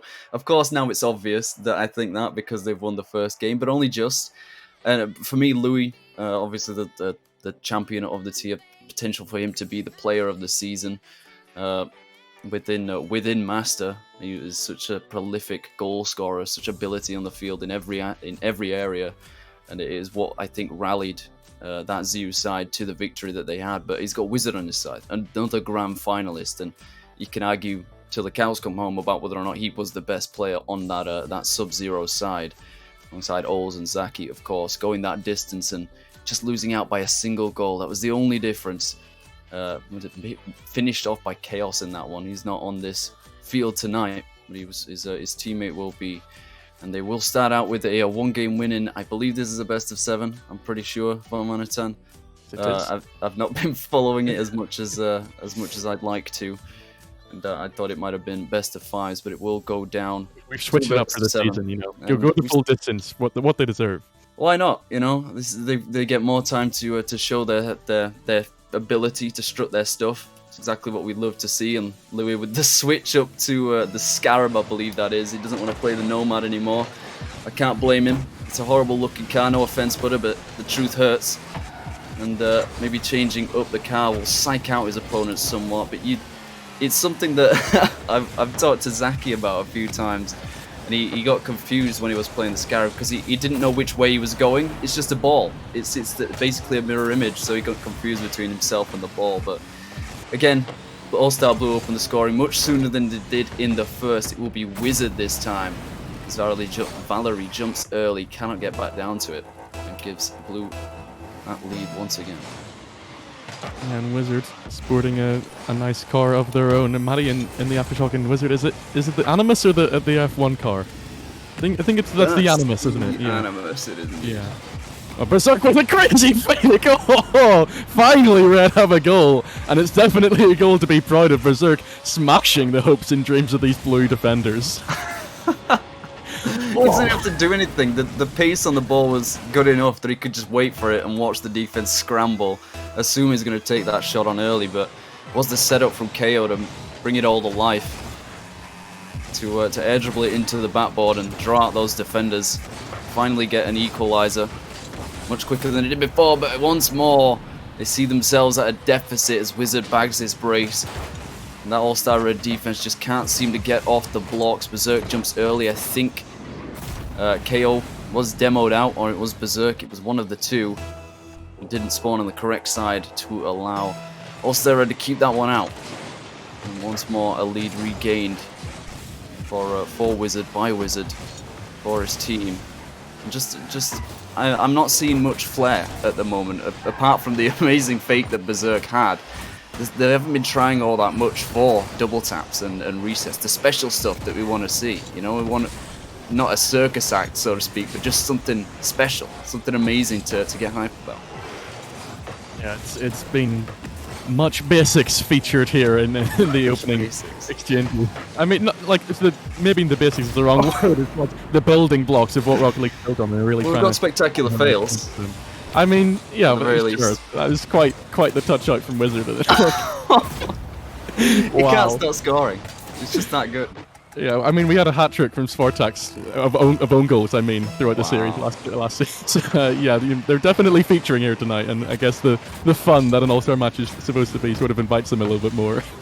It's not the All-Star performance I expected to see, but you know, we'll embrace it either way. Everywhere there. And hope they can change it up a bit. Maybe some of these double and triple commits are intentional. And I just wanted to see what works. It's a great play by Louis, stolen by Wizard for his hat trick. The Scarab worked wonders here off the wall. It was actually assisted by Berserk. He just had to wait for the opportunity, Louis. Before it goes over the line, Wizard comes flying in with that ugly looking Animus.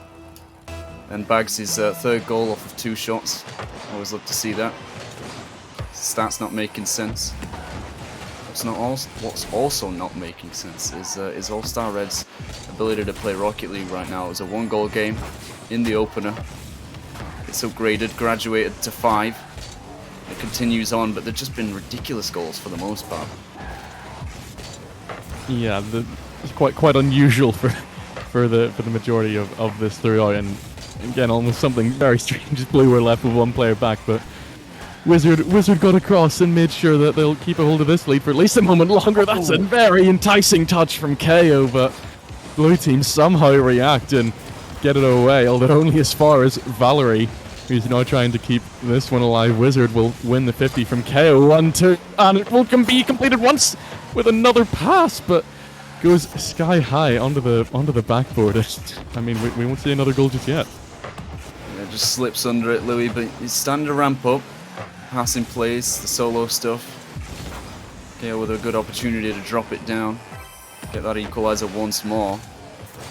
But again, this is the kind of thing you tend to see in All-Star matches. The wavelengths, hymn sheets aren't quite aligned from these players. Not used to seeing one another, especially if they're cross-conference. And it can hurt their chances a little bit, but big chance here for Berserk with the fake as well.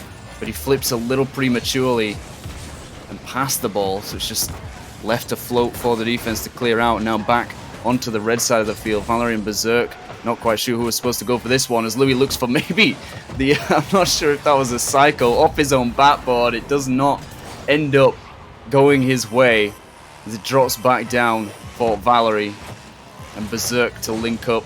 Wizard misses the ball on the carry up, but it is going to be a 3-3, 6 goals now in the second game, and I don't know whether it's on the merit of improved offense or significantly worsened defense. You phrase that, I feel like kind of answers itself. You know, it's a highly suggestive or in there, but Yeah. it's 3-3 it'll go, and the red team trying to make sure that they don't fall to yet another deficit. That one could have been the leading goal from Berserk, but Wizard will find his second save of the game and make sure we stay tied for a moment longer. Maddie will try, but doesn't get much behind it, as Berserk will clear. That one might just be dropping down for a chance, and somehow Berserk has gotten onto the end of it. I don't know how he's the sole red player involved with this play, but yeah, he's just gifted it out, really. It's just double commits. That's all it ever comes down to. When there's no player there to follow up the touch that his teammate made because they both went for the initial ball. Very simple formula to this one, but the result, the answer, is that All-Star Red will go into the lead, possibly two, if KO can find his way back off the backboard with this one. Always looking for that reset.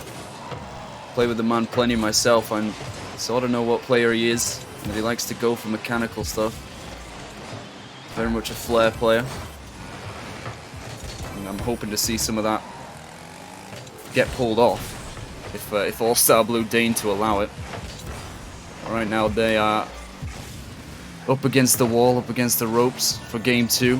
30 seconds left to go, only a single goal in it. Marimumu with his awful decal and the cow on his head, of course. Only makes sense. I appreciate this. You know, I'm a firm believer in all cars are created equal, and you know, just shutting them down everywhere. Of course I am. It's an eyesore. They're horrible. No, they're beautiful. That car is what's saving Maddie's game right now. I say saving, he's about to lose, but It's yeah, not saving his team. Yeah. It will be All-Star Red to take game 2. Once again, a 1-goal game, but a much different road.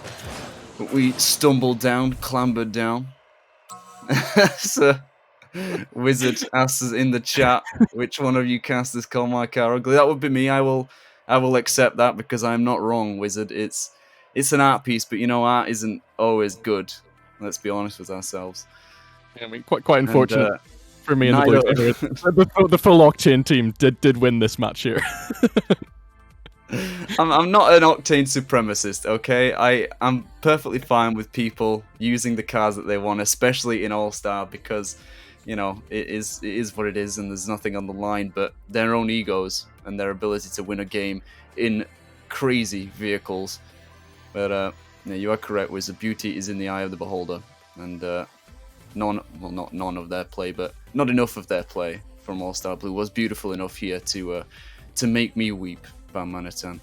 And All-Star Red will equalize the series, bring it back to 1-1 off of Forbidden Temple. But because of that, now I'm starting to question my allegiance to All-Star Blue. It's my favorite color, but you know, I've got to go with a winning horse. It's only strengthening mine, you know. We don't want Makes that. me believe more that they'll be able to pull it back. Maybe they just weren't quite ready for the own power of their own cars in game 2. Do we see any switch-ups again? Is there any more What's it in the hot shot and the crown? strategies changed up? Not Did I the US dent Virgin Wizard's Island flag. belief in his horrible aftershock? I'm not sure. I think he's still on it. No, he's not. He's changed up. He's now on a hot shot, which I don't know if that's much of an improvement, but so is Louis. I think they're coordinating. This is getting scary. They're learning here. They're learning. Have they gone triple hot shot, or what is that from Maddie? Is that an Artemis? this is the game now. We're not casting anymore. We're just guessing cars. It's just an art show. That's what it is. It's an exhibition. Let me learn how to spectate in Rocket League, and then I'll figure it out. Okay, I think I don't know what car that is. I think it's an Artemis. I think it's an Artemis from Maddie. So they're not quite all on the same wavelength, but pretty close. Pretty close. There are too many cars in this game now. I can't keep track. I don't remember them. It's just Octane, Fennec, or Dominus. Maybe even Breakout every now and then. Or Batmobile if you're feeling really frisky, but right now, it's All-Star Red equalizing the series, not quite in the driver's seat, so to speak, but the momentum is with them, and Berserk and Valerie meet up in midair. Left to KO to pick up the pieces. Still back to the blue corner. Valerie with just enough boost to play it forward. All three players from All-Star Blue, looking to dive upon that one, as is Louis here with the hot shot flip reset, but it couldn't quite work as gravity denied him the opportunity. KO with a flick over 2, not quite enough boost to make this counterattack dangerous enough. Does get the flip over Wizard, not quite. Not much boost to work with. He was in a tough position, as was the defense, but still a neutral game, still quite even, and that's what you hope to see from the top 6 players, arguably, in the tier, based on stats, based on their ability throughout the regular season. And 2 minutes into this game, I don't see a clear winner, because no one's had a shot. There is your first one, and it has been very close, and that one didn't really look like it was going to go in red. We're well set up in the defense already to put bodies behind the play and make sure that nothing was going to arise. But yeah, very neutral. Maybe this one's a better chance. This Berserk was looking for K on the left-hand side, but touch is askew, and means that Blue will survive again. But now they're going to chase this one, although Wizard had work to do to get past 2. KO clears it off the backboard, and once again we're left looking for these chances, for these clear angles, because the defenses are so set up at the moment. Much changed to game 2. The mistakes have been quite rare so far, and that one was just a very good, I would say, outplay from Wizard. He just controls his car, makes sure that he's going to find the dunk past the 2 defenders, and yeah, 1-0 Blue team. Yeah, I don't necessarily think that was bad defense from Red there, as KO did the best he could. That wide hot shot, beating out the Octane this time for the 222 dunk. All-Star Blue once again back in the lead. Gonna take a little bit of time for Red to respond, unless KO can get it. Valerie will be there for the dunk over Wizard this time. 2 dunks in succession. Consecutive beats by the blockers. Wizard dove up to that one to try and stop KO. Didn't even make contact with the ball. And is forced into the worst situation he can imagine on his goal line. Equal game once more. It was something that I was thinking about when we were on Forbidden Temple. And I was just destroying people's ability on the field. Or the belief in their ability. With that significantly worsened defense. It's changed up a bit here in game 3. But for me, as much as goals and great assists and dribbles and all these things, you know, trick shots and skills and all that are all-star showpieces. Something that Hops always mentions, but I'm very much a defender at heart. I love to see amazing defensive displays, stops. I like stopping people doing good things, Batman, because I'm a horrible person. And that's the kind of thing I like to do and to see. I'm not seeing much of it here in the all-star matches. This one floats through for All-Star Red to take the lead. Valerie with her second goal of the proceedings. And again, because of there's very little at stake and there's a lack of competition to it, I struggle with what to say sometimes, because I'm just like, oh, I got so much is on the line, this is so tense, this is so hype, but really they're just playing to meme on one another. As Berserk sends this flying over to the backboard, maybe a pass for KO will not be finished off. And we do not see a 2-goal cushion once more. That was almost a crazy pinch from the Blue team, and then they've gone for something kind of crazy, as it almost worked for Matty off with a Red deflection. Louis will go into the middle here. Berserk should find a touch, and Matty was for some reason committing to that, despite Berserk being very clearly ahead of him to the ball. But you know, that's the sort of play we're going for here. Just absolutely no faith in your opponents, and hoping that it works out. It's kept this Blue attack alive for now, but Valerie will find this clearance away. Where is Wizard going? Where is he going? Valerie will score the Red's third, but once again, pretty much purely for, well, not, I say once again, they definitely have been some good Red goals in here, but the Blue defense is finding its way back to the game 2 form. Wizard is going directly into the fails playbook of the All-Star matches, as he's a bit confused about where he's supposed to be headed there. Air dribbles it across his own goal line, and we do see the first 2-goal lead, thanks to Valerie. Finding her hat-trick as well. This one's popped up between, maybe looking for a team pinch there. I'm not sure it would have worked out either way, but decent enough passing. Matty is taken out on the back line. Wizard takes his time out looking for the flick. Louis trying to help, I guess, there for moral support. Didn't do anything but get underneath the ball. It's back in the blue half once more. Valerie and Kay looking to link up. Another double tap attempt will be denied by the 4th man. Been working wonders for All-Star Blue at times, but not quite enough. They allowed 2 goals to get past them and see the first 2-goal lead taken at the end of the game in this series. It goes 2-1 in favor of All-Star Red. Just one more game for them. We'll see match point. We saw a 4-1 in the Elite All-Star match. You presided over that, Barmanutan. Do you see this going the same way as that did? Or will All-Star Blue make a bounce back here? I mean, you know, it's the impossible question, but for me, I really don't feel like this one should go to a 4-1. I mean, obviously, if we see more Wizard plays like that for the third red goal, then it's most definitely going to be 4-1. But yeah, I think they should clean it up at least a little bit. You know, they definitely had some quality in them. I mean, obviously they've had quality throughout the season, but at times they've been searching for it in this series, and I think it's there for them to at least equalize once again. I don't know if they have it in them at the moment to actually get together the composure to get through a full series competently, but yeah, I think Red should take it, but Blue should win one more. I'm gonna say it's gonna be 4-2 to Red. I'm just gonna go for the outright prediction. Well, sometimes your ability can abandon you at the worst of times. You're left floundering, left wondering whether or not you can ever reach those heights again. Matty Movement with only 66 points in that game. Urban Central, it just does something to people, Bowman. But I suppose the plan is that there is no plan for either side. They're just flying by the seat of their pants, you know, winging it, see what happens, see what works, throw everything at the wall, and see what sticks. All-Star Red appear to be sticking to their strategy of the backboard play. The midfield aerial passes, this one's back down to KO, and it does end up working. As we see one of the better team play goals here, a 1-2-3 Valerie to an already advanced Berserk, a perfect pass down to thread the needle between the lines of the Blue defense. And KO finally gets the goal that he was looking for, maybe not in the fashion that he planned to, or at least hoped to, because of course there is no plan. And All-Star Red take a lead they were happy to see once more, because of the way that they won the last game. Valerie will be looking to get back on the score sheet, I'm sure.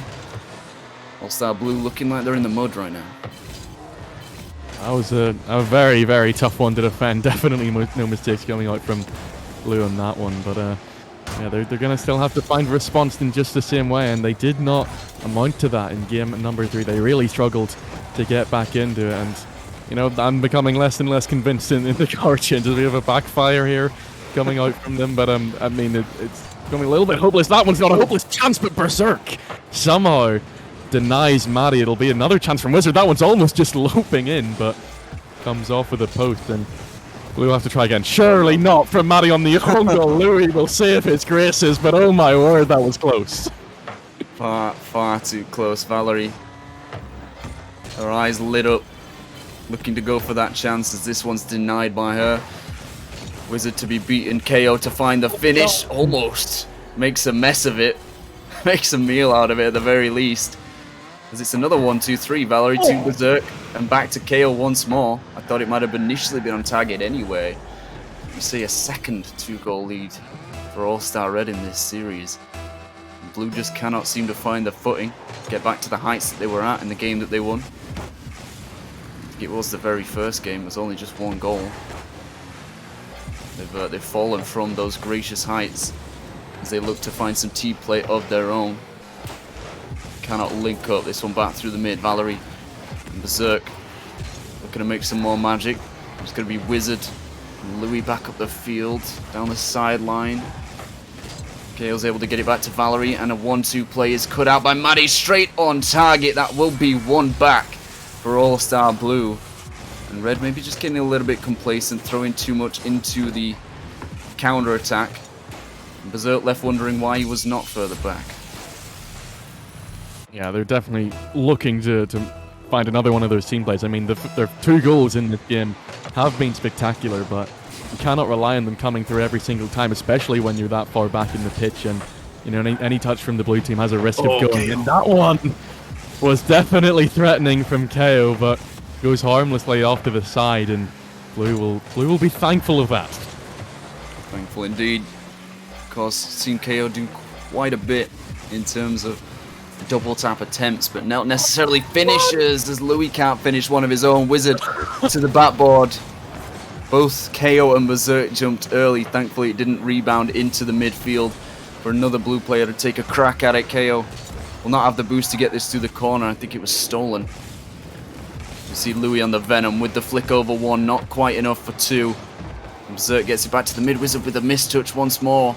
His teammates pushed off of it. Let's get back to it, and Louis forced to fly up towards his own net. Drops to KO with the shot underneath. The daisy cutter to send it bottom left corner. Finds his own hat trick. He gains that 2 lead. And yeah, All-Star Blue, as much as they might have shown promise in the beginning of this series, and that they have at times managed to beat a stalwart red defense, they cannot find any sort of consistent rhythm, it feels like. And it is just an all-star match, you know, there is nothing on the line. They're just playing for fun, but there's still some level of competitiveness from all these players. They're in the all-star match for a reason. They played so well throughout the season, and that is not just down to them messing around and not actually playing to their own potential. So you'd think they'd take this at least a little bit seriously, despite some of the car decorations that we've seen. So I do expect some sort of resurgence from Blue if they can figure out their issues. That one could have been the start of a resurgence, but Wizard flew past it. Means that Berserk had another crack. Louis really calmly just collects it and will fake past KO. Has Valerie to beat and cannot do so. A good save away, but now Wizard has received the pass, and that one will thread its way through. Very well assisted by Matty Mumu off of Valerie's clearance. But yeah, Wizard had to be there to find the touch, and you know, that hasn't always happened. They haven't always been on the same wavelength in the final third, so it's good to see that they do find a link up. This is exactly when it needs to happen. That understanding, if it needs to develop throughout the series, throughout each individual game, then that's what they'll be hoping for. Another great pass between them, almost finds its way through. Valerie will be there to deny, pick up her second save, and keep Red in the lead. But this final minute has seen All-Star Blue fight back with a vengeance. As Berserk spams the faking in the chat, he misses that one completely. Desperate for that to be skipped, and I don't envy the fact that he's been exposed like that. But we're back to a similar scoreline as we saw. I think it was on Forbidden Temple, a 3-3, and it could go either way now. It's the final minute for All-Star Blue to prevent Red going to that match point. A 3-1, so much harder to fight against than a 2-2. I would love to see this go to Game 7, where the stakes are the highest. Whatever stakes there may be for these players, their personal ambitions to be seen as the best of the best in the tier. So it looks to link up. KO will find the finish, but it's not going to be enough. Wizard is there, and he almost takes it off the line from his teammate's shots. Ends up stealing the goal anyway to find his fourth. And a late lead for All-Star Red gives them some confidence going forward. I was about to comment on the fact that it was a very, very promising Red team play, but then Blue looked like they stopped it. But still, Red kept up the attack, and it'll go down as KO's fourth, and it might be Valerie getting on the board to confirm it, but Wizard will at least keep their hopes up for another 20 seconds. But looks like Red are going to be able to see out another 3-3 situation. KO now going for the flip reset, finds it, has another touch, but it cannot find its way quite into the danger zone. Valerie will try again, but not on the counter. Manny Berserk though to deny at the final stages, and Valerie will take it away from the red half. I think they've done enough. Louis will keep it alive and is rocketing back towards the red half. Wizard with a it hits the ground, and Red will survive with the 4-3. The most exciting moment we've seen so far in this series was a chance for Blue to get a buzzer beater at the death of Game 3. Can't quite do it. Unfortunate to see for Wizard there. Inches in the game, as there often is. Definitely were in the playoffs themselves for the Master Tier, and seems to be extending to the All-Star Series as well. But it will be All-Star Red to go up onto match point. Tight game once again. Another 4-3, a 7-goal barn burner. Slugfest. And because of this, I don't know. My confidence has been shaken that Blue can take this. They've got to do it 3 times on the bounce now. 3 games in succession. and they've only managed to take one. So really, I see this going towards All-Star Red. Valerie Hades didn't even get into the playoffs, and she's putting in a shift here, doing so much work, putting so much effort in. And I think this just highlights the big difference between league play and the playoffs. Of course, they didn't do well enough in league play to suggest that they would have done well in playoffs either. But the fact that she could still show up in a Rocket League game against some of the best players in the entire tier proves that she's got that caliber, got that all-star pedigree. And Lurk as well, you know, she was a Perks substitute eliminated by player, Riyadh in the play-in final. Perks were two non-playoff makers. The run that they made at the end of the league play, especially like the last 2-3 weeks, was crazy. It was such a resurgence from them, and it was lovely to see. Unfortunately, they couldn't get through the play-ins, but gave themselves the best possible chance for it. And Berserk was one of the linchpins of that run, that attempt to get into those playoffs. Wasn't enough then, might be enough now. It's potentially the final game on Utopia Coliseum to decide who is the best of the best in the Master tier. Will it be All-Star Blue to fight back, regain their pride, regain an opportunity to deny an All-Star Blue victory that, of course, there were close games, but there's been some very, very strange plays from both sides, you've got to argue. I mean, you have to say, there's been more from Blue. There's definitely reasons why they're 3-1 behind in this series, but you know, something that I feared is happening right now, and Blue have all switched to Octane, so now if they go and win this game, it's playing serious now. Like the cars were definitely the problem, so somehow I'm here hoping that they don't find another game to complete my prediction, but yeah, there's definitely gonna be some fierce fights in this potential final game, as you said, to see if Blue can try and pull it back further. Red at the moment in possession. Valerie will have a crack Berserk with the redirect, but goes on to the crossbar. Now in the counter, that's just all the way in from Louis. And Blue definitely not down and out just yet. Well, there's no big surprise that this is just a shot from downtown. All three red players on the goal line there. I think it was Wizard that was left to deal with it. Ends up being the backboard to send it back and away. They can't quite keep it out. On the other end, as All-Star Blue do take a lead here. Not sure if it'll stay that way. Wizard to push it up the field. Louis to look for the link-up. Valerie to deny. Still through this red corner. Not the greatest clear from KO. Allows Maddie to take a touch, but it's Wayward. Gets away from him. Maddie retaliates with the demo on Valerie, and then it's traded. Berserk on Valerie herself. This one's left in the mid. Louis takes his time. Maybe looking for the cook pins. I'm not sure. All he knew he needed to do was clear the ball out of his own half. Maddie with the follow-up. Not quite as double touch he wanted, but Wizard somehow flies across that one. Redirects it the opposite way to the one that he came. Valerie to follow up. Great dunk down. Maddie's there. Straight back to KO. Takes his time. 2 are up. And it will be the first man to deny him the equalizer halfway through this game.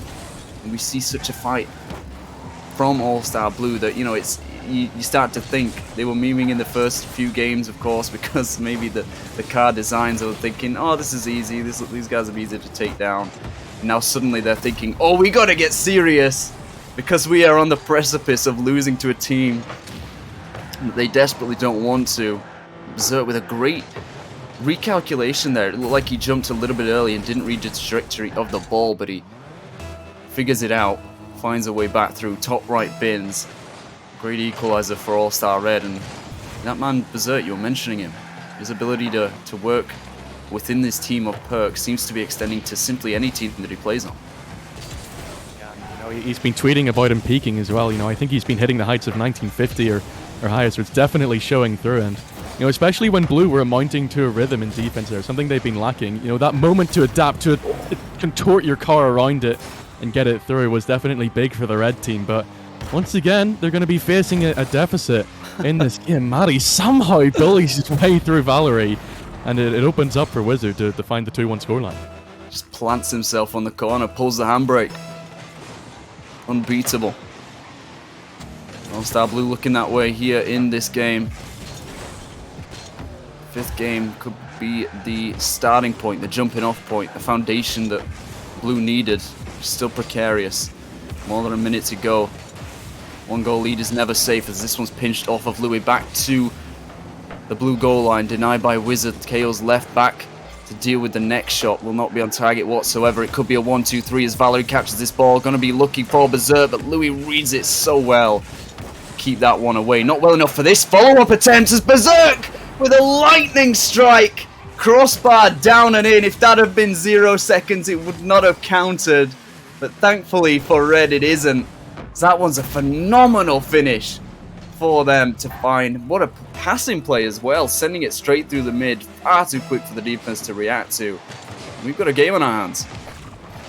Absolute rocket from Berserk to find it. You know, we definitely should keep talking about it because he's finding the confidence from it. What a play. And yeah, Blue left absolutely speechless by that one. Now they're trying to match it by themselves though, as Louis had the unorthodox flip reset, but it almost worked out. Valerie, in the end, found the block, but so many... The players really look like they're feeling themselves. No, this has definitely been the highest quality game so far, and I'm all for it. It's really, really good to see these plays, and to stop seeing the own goals or whatever else has been going on from the pair of the teams. There have definitely been questionable decisions, but this is where they seem to have switched on and realized that, you know, despite all the fun, they still want to get that pride. It still means something to the 6 of them. No, without a doubt, winning is in their blood. Especially Louis, being the winner of the tier. Wizard getting so close. They're all such competitors at heart, by nature. Losing is the worst thing that they can imagine, and All-Star Blue can imagine that happening. Right now, if this goes to an overtime, it'll be a 50-50 chance unless they can finish off this. Oh my goodness. Another great passing play. This time between Madi Mumu and Wizard. He finds his brace just too quick for the defense once again. This one was a little further out than Berserk's absolute bolt. But it will be enough to probably secure at least another game, as they don't even go for the kickoff. Don't even get to the ball. Another 1-goaler. I'm surprised we've not seen any overtimes in this series so far, Barman. That was the closest chance we would have gotten. But it's denied by the Wizard himself. So All-Star Blues take us back to a 2-2 in the series. And you'd love to see it. You'd love to see it go the distance. You said yourself that you wouldn't want this to end in another 4-1. You wouldn't expect it to. That's not the way it's going to go. But whoever does win the next game, they'll be they will be, you know, 1 foot on the mountain, should we say? Yeah, definitely. You know, and then you're looking at, of course, the momentum from the 2-game wins. If Blue do find themselves on the way to this Game 7, but you know, they don't think, you know, they did win with the Octanes here, so clearly it does have an effect on them at least in some level, that they find themselves playing a little bit more seriously and just a little bit more spectacularly. I mean, that was, I mean, not only is it just a hype goal because of the timing that it scored at, but really, really quick again, and the defense just left with so little time to react. It's a very, very impressive way for the Blue to take it and to deny the 5-game victory from Red, but yeah, we've only had 1 overtime, as if I can remember correctly, from 10 games tonight. You know, the first 5 of the first series and then these 5. You know, it's been so close the whole way through, but the overtime is seemingly lacking. Yeah, love to see those tiebreakers. They're usually the most exciting. When it's always a golden goal opportunity, you never know which way it's going to end up, which way it will fall. But as we end up on Farmstead here for Game 5, with one side to determine their path forward to glory, to victory. The All-Star Show match. It's Madi Mumu with an early strike to the backboard. He does follow it up himself, allowing Louis to take a pop. KO says no. Back on the offensive. Not enough boost. 50s to the mid for Madi to find Louis. Maybe short touch to the backboard. It had to be so soft, but it will be Wizard to miss. KO with the follow. Has to catch his own ball. Not the touch he wanted. Gets the reset, but it will Berserk to maybe fake one out in the midfield. It doesn't work well enough. Wizard with the free clear. Another volley sent back from KO, looking for Berserk. Maybe a 1-2, but he doesn't have the boost to adjust, and Louis does. Maybe he gets it over the third man, dunks it under. He gets the shot away. It will be Wizard to try and disrupt, but doesn't have the boost for it. And you can definitely tell that it's ramped up now, that both sides are so much more cognizant of how close this series is, and how important it is to themselves. As it will be Madi Mumu a minute in take the lead once more for All-Star Blue, and I think a fire has been lit beneath them, Barman. At this point, of course, we know that they're listening, they're watching the stream. Wizard commented on it, so they can hear us talking about them, and that we're talking about Blue's inability to really fight for what they wanted, to take it to All-Star Red, and that's certainly what they've come to do now. Yeah, out shooting 3-1 in this opening minute, and there are some very deadly shots. Even Berserk having to dart away to prevent the even earlier goal, as the blue team couldn't bump him out. But yeah, Maddie will find it eventually. Now again, they're looking for more. They can smell the blood in the water, and Reds, they don't look like they're going to hold on for too much longer. Again, the will come through. Maybe a chance on the counter here though, but Louis will just cut it out and leave so much more space for them to work with. Maddie probably should have had a better touch over to Wizard, but the gaps are clearly opening in the Red defense, and Blue are feeling it and looking like they want to score more. KO has to get to this one, and he will do so. It's a clear fighting spirit coming out of Blue now. Not a single shot allowed for All-Star Red. It spent so much time in this half. You said they were smelling the blood, looking for blood. It's blood red right now, Barman. And this is one of the few times that they managed to break out. This through the corner, not the best touch from Maddie. I don't think Valerie or Berserk were expecting it. We're not ready for it. And the chance is spurned. Wizard with the 50 win to get it back through. Valerie takes her time with this one. Has a little bit of boost to maybe try and fake out. Looking for the pinch on a slow defense. But it's straight at him. KO and Berserk getting each other's way. Louis allowed to take this to his own corner. Maddie looked for the disruption on KO to cut out that red rotation. It works wonders. But Louis can only throw it back to another red player. It is just denial time for All-Star Blue. They've managed to hold them to only a single shot. There's almost another one there for them to have to deal with, but it's too easy as Wizard's already up the field, maybe looking for the flick on. It's just enough for Louis, but not the boost he wanted to work with. It's still back to him, but I've seen it quite a few times, mainly from Valerie earlier on in the series, that every time I looked at her camera and saw it come up, she didn't quite have enough boost to follow the next play. I thought it might be happening for All-Star Blue, but they do get the second in the form of Louis. Berserk not quite quick enough to get a nick on that one. And a 2-goal lead. I don't want to say it's insurmountable at this point, but the scoreline, I think, suggests, the stats suggest, with the amount of shots that Blue have managed to put on, that this is likely to go in their favor.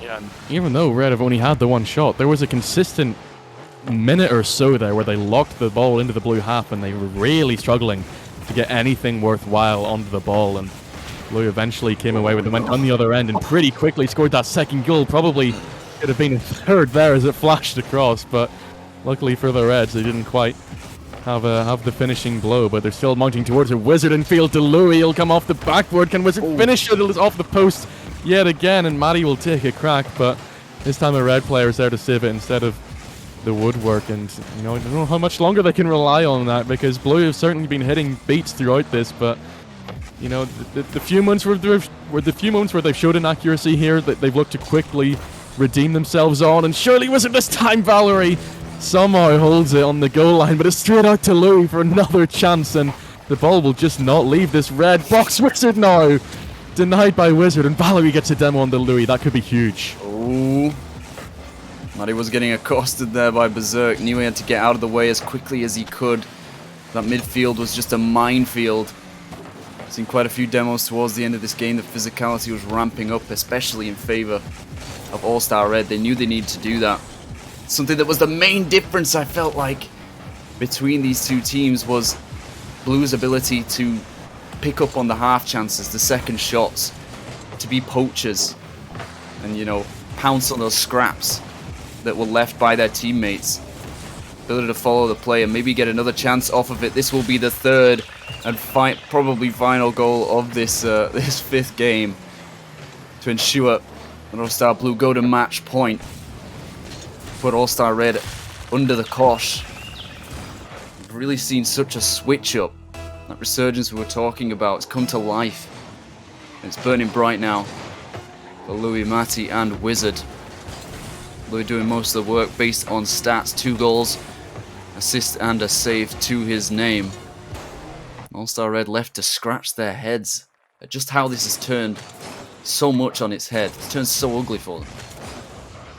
Yeah, I definitely think it's got something to do with something you like to talk about, you know, being on the brink of maybe not quite elimination in this sense, because, you know, we're not in a bracket, but on the brink of defeat. And, you know, blue team, they really did just switch it on, really felt like, you know, they definitely still have something to say in this series. And even if they're down 3-1, you know, they felt like they could do something, they could amount to something, and they absolutely have. They've looked so strong in games 5 and 6 here, and Red look like they're going to struggle to find the workaround here, to find the adaptation. They had 7 saves, if I can count 7 saves in this one, and every single one of them, they looked tense. They looked like they were scared and that they weren't convinced that they were going to find the save. And, you know, the 3 shots that did go in, they were really struggling with, and, you know, they came out of consistent pressure from blue. They were really piling it on, and Red, as I said, left with a lot to do going into the game 7 decider. You know, we're here. We finally got here. Not quite happening in Elite, but we'll go through and master to the distance of the best of 7.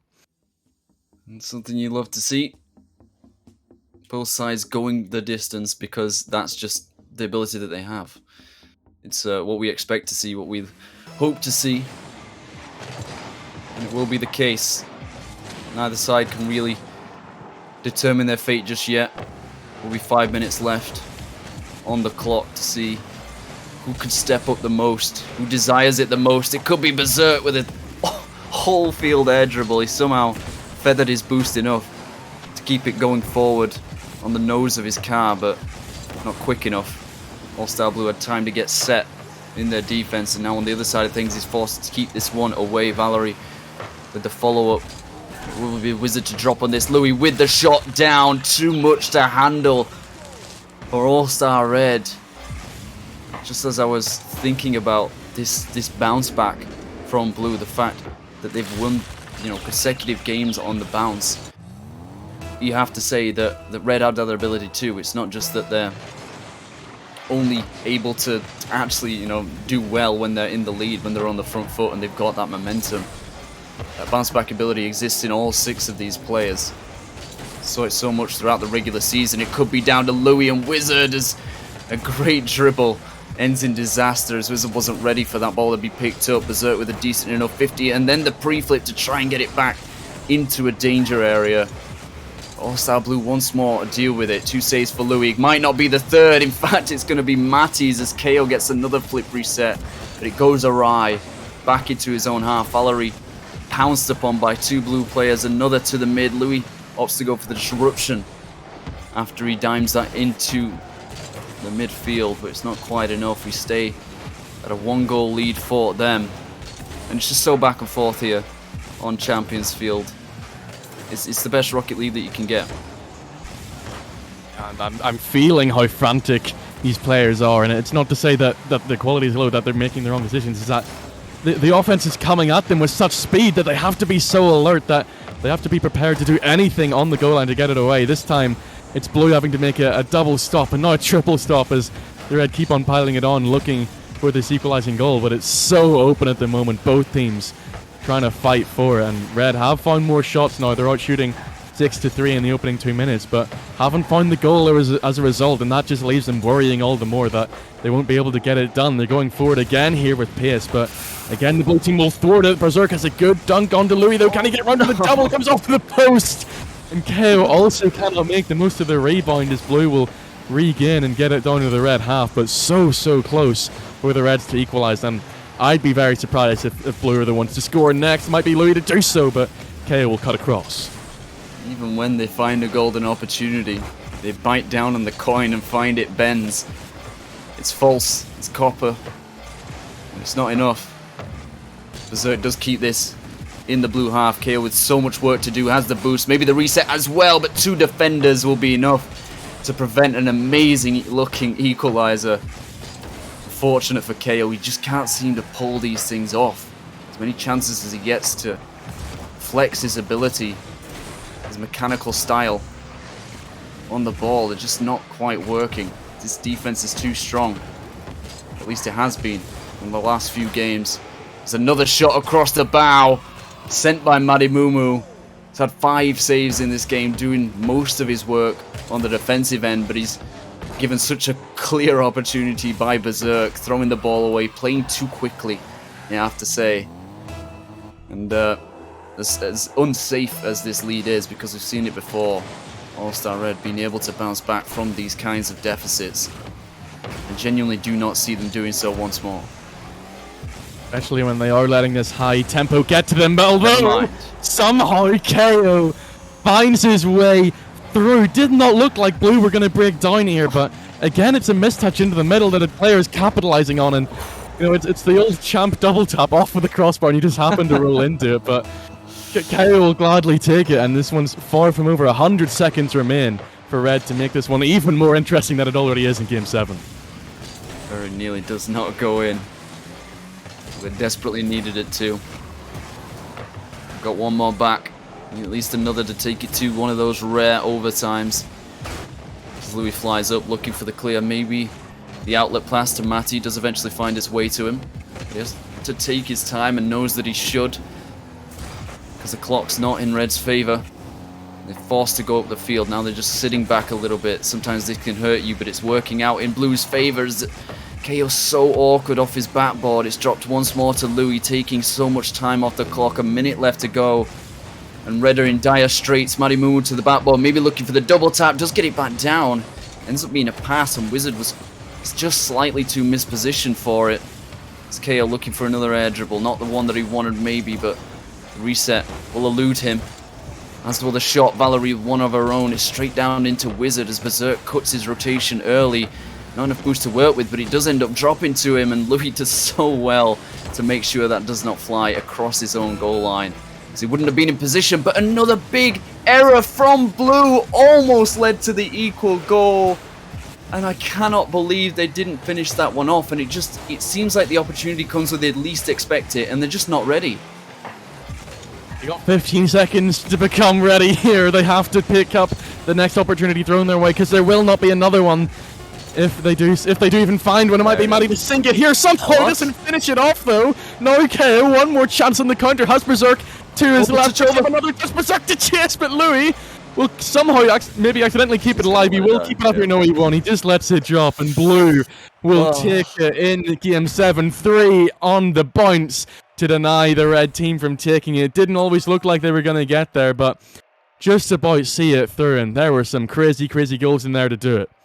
Almost a reverse sweep. And that would have been crazy to see. The next best thing is 3 games on the bounce. So it's almost unfortunate now that they took the first game. But yeah, that is the way it's gone in the Master Tier.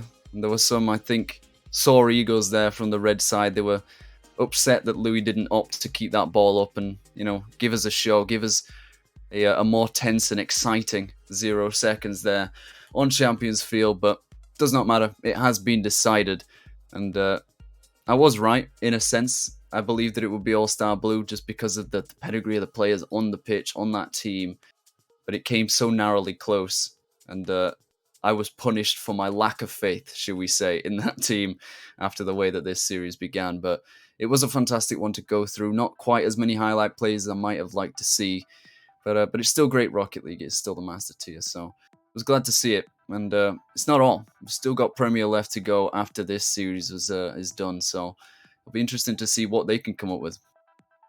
Yeah, I mean, there's some very hype moments, and we have like almost run over here just because they went the distance, and you know, we weren't really expecting it, were we? We both flipped to Red winning when they went 3-1 up, as it's very tempting, you know, triple match point seems like you're gonna get it over the line, but yeah, we will have Premier next, and there was almost some RLCS Day 3 players in here. I think Pablo has just come off of a cast even for his teammate Juicy, you know, the Premier winners, but we will be back with you very quickly, because we are indeed already at 9 o'clock. So join us back after this quick break for the Premier All-Star Show match.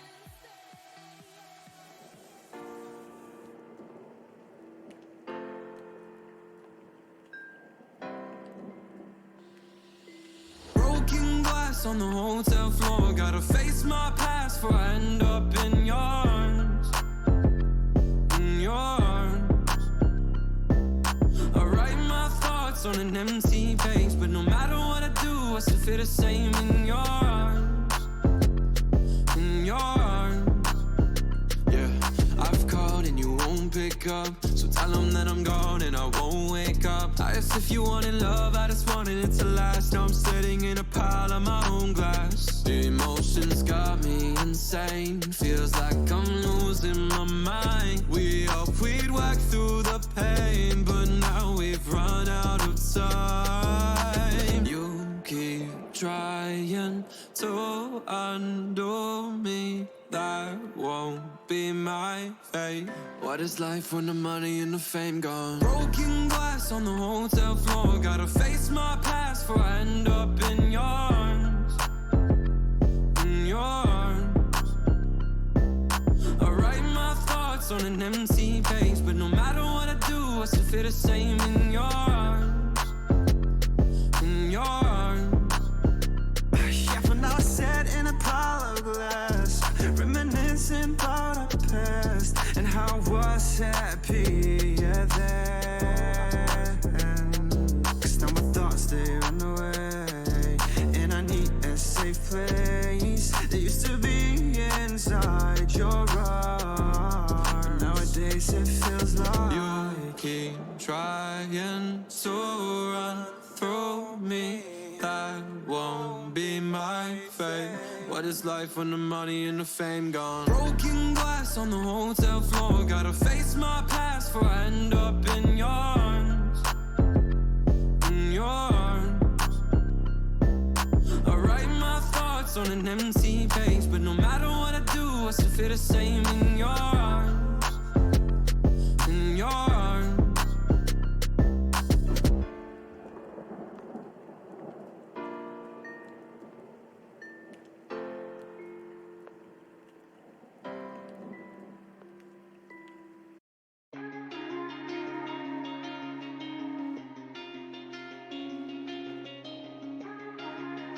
Sarge dripping that sauce, yeah.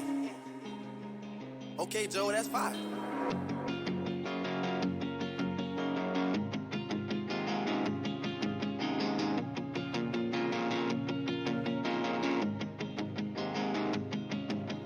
Black heart, our innocence has gone far. I felt content with our start. No, I can never feel this again. Don't want it to end. Black heart, say that you love me, but you're far.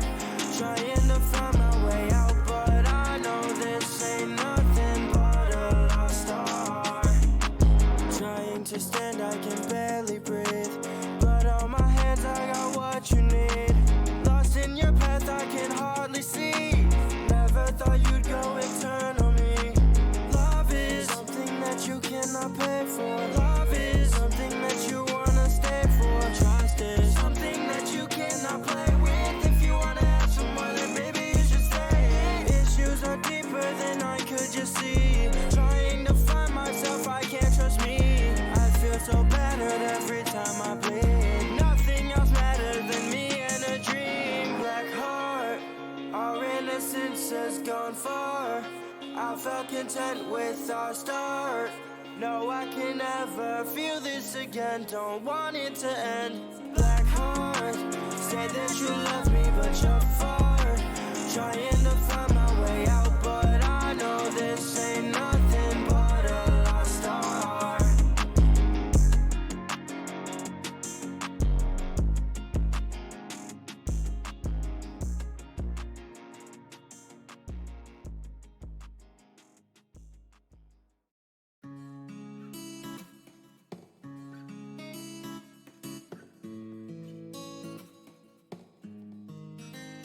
Yeah, no love from me. Yeah, I can't show nobody fake love, cause I've been in my bag lately, getting cash, baby. So don't you act like you been here from day one. Graduated from a simp, turned into a big boss. Now she see me getting rich, cause I'm about to take off. Yeah, my life is like a movie, this is only take one. Yeah, and I ain't got no time for no one with fake love.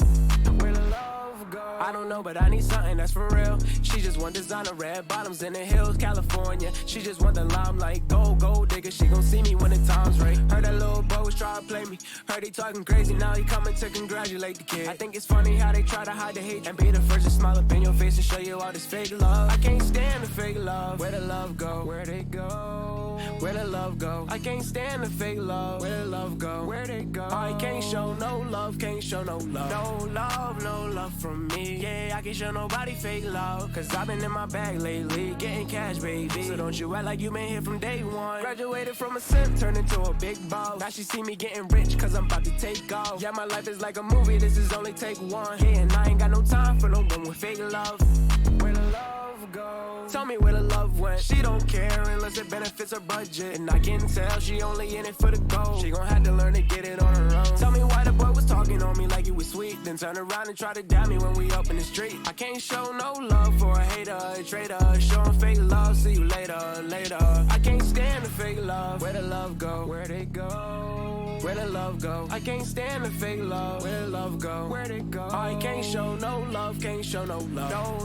No love from me. Yeah, I can't show nobody fake love. Cause I've been in my bag lately, getting cash, baby. So don't you act like you been here from day one. Graduated from a simp, turned into a big boss. Now she see me getting rich, cause I'm about to take off. Yeah, my life is like a movie, this is only take one. Yeah, and I ain't got no time for no one with fake love.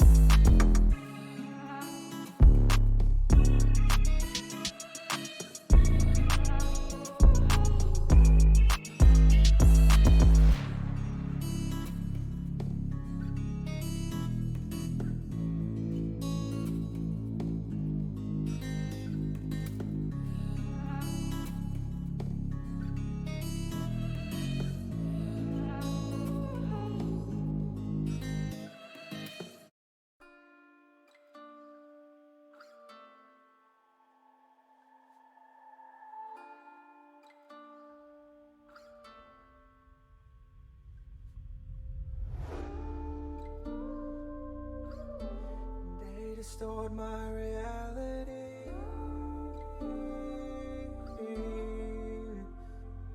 So I gotta leave my feelings on a shelf right now, while I work for better wealth and pray for better health. Been drowning in my thoughts, distorted reality.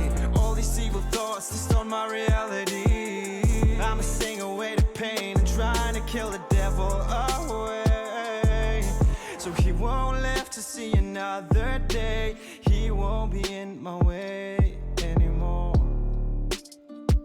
not anymore.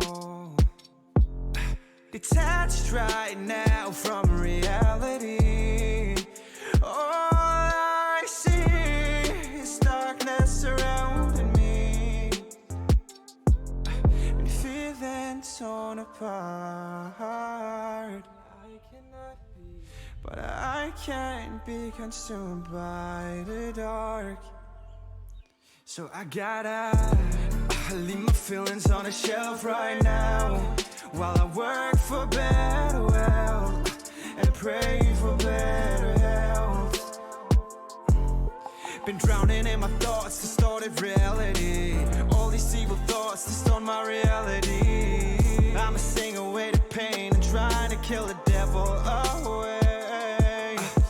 Zoned out right now in a different world, in a cold world. So sorry if I cannot talk. I'm trying to make it out, but I can barely walk. I feel it lacking on over me like a hawk. The darkness, and yeah, it talks to me through the evil thoughts in my mind.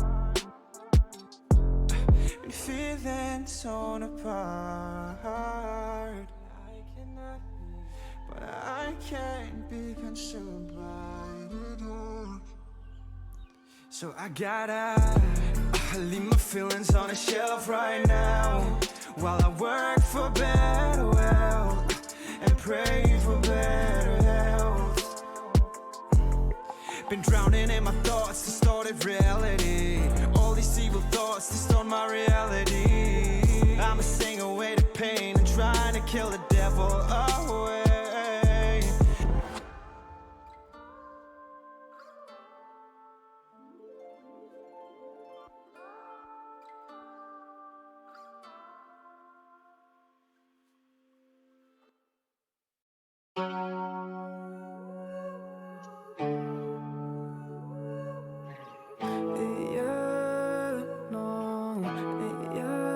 Let me take you to the spotlight. I can take you for the day life. I can take your pain and I. Let me take you to the spotlight.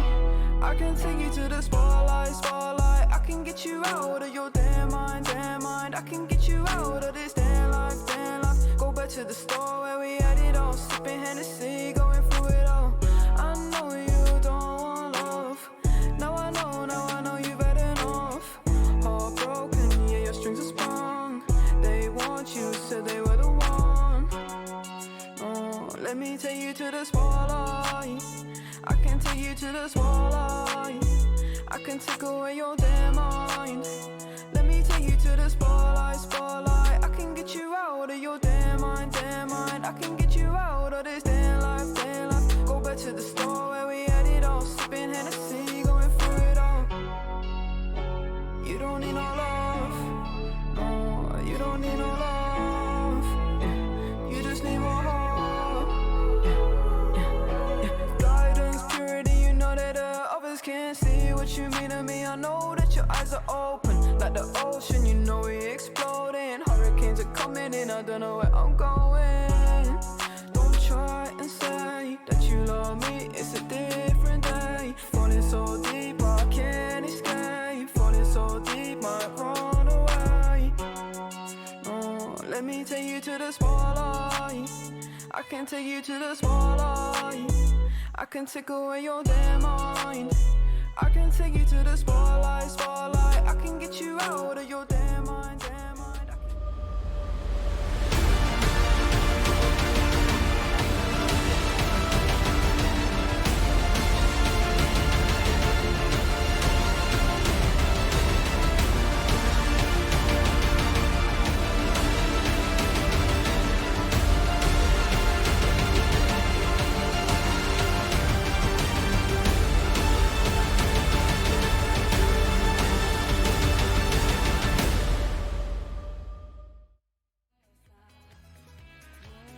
Hello, everyone, and welcome back, eventually, to the RSC9 show matches for, hopefully, what will be our finale. But, of course, as there always will be with Premier, there are some technical difficulties. So, at the moment, I think the teams should be Tren, Edgeby, and Sounds Good versus Dux, Dansku, and Safix, who's just subbed in for Pablo, because Pablo's still casting Juicy's RLCS run. So, yeah, there's a lot going on here. Hopefully we will eventually find 6 players into the lobby, but I'm joined once again by Vector.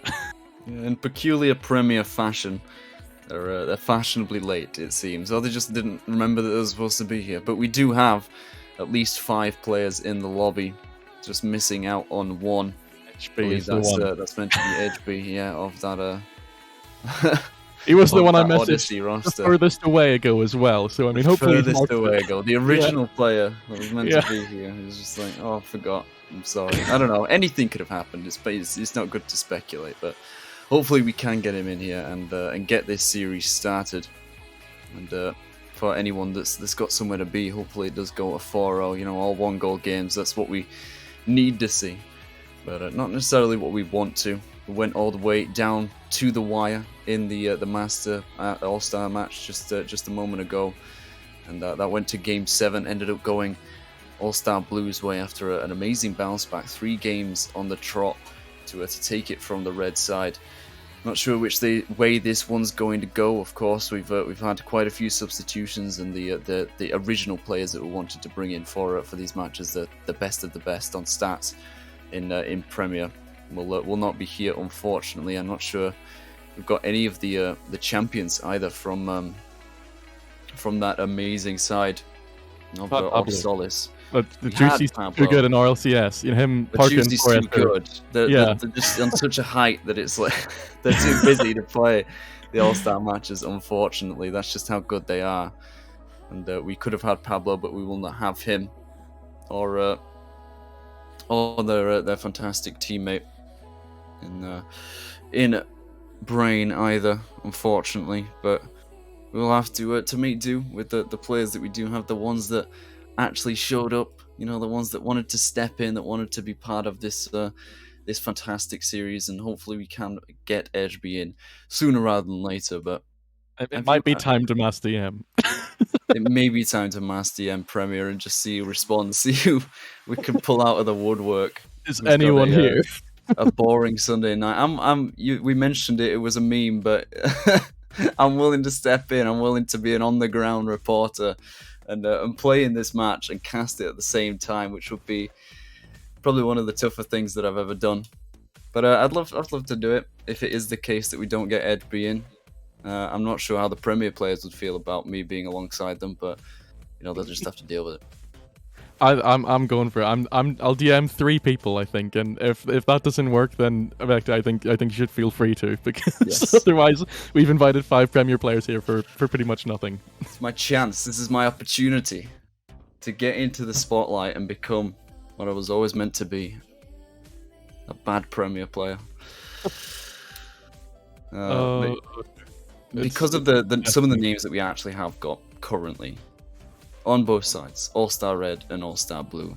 It's been said many a time, maybe too many times at this point, Barman, but you are the font of knowledge that we have for Premier, the go-to man. You are the connection point, the socket that we all plug into when we're trying to figure out out the stories just for this bit. what these yes, it's called filling and padding, Barman. Nice, I'm nice. sure you've had to do it many times before. Just a And, few. I'm doing it now as best I possibly can. But because of the pedigree of the players that we've got on the field tonight, the ones that we've managed to scrounge up, which side do you see taking it? And do you think that this will go the distance just as Master did? I don't. I feel like the distance would be too much for me right now. I don't think we'll go quite that far, and I'm not quite even sure who the teams are. I mean, I'm really struggling to piece together what's going on here, Vector. I'm just gonna throw it back. I'm not even gonna give you the respective an answer and just give you the question back. I'll just take that and run with it. I don't know what to say anymore. The one thing we do know is that the original players that we had before, Trin, Dux, and Dansku are in the lobby, and Dux and Dansku will be on the I believe the blue side, and the fact that Pablo isn't here is kind of unfortunate, because I think they would have been the stronger outfit just by virtue of having him on the field. He was the champion of the Premier tier. It was such a crazy way that they did it. Went to Game 7 in the first series against that fantastic side of zero prospects, who very, very few people expected to get to the point that they were.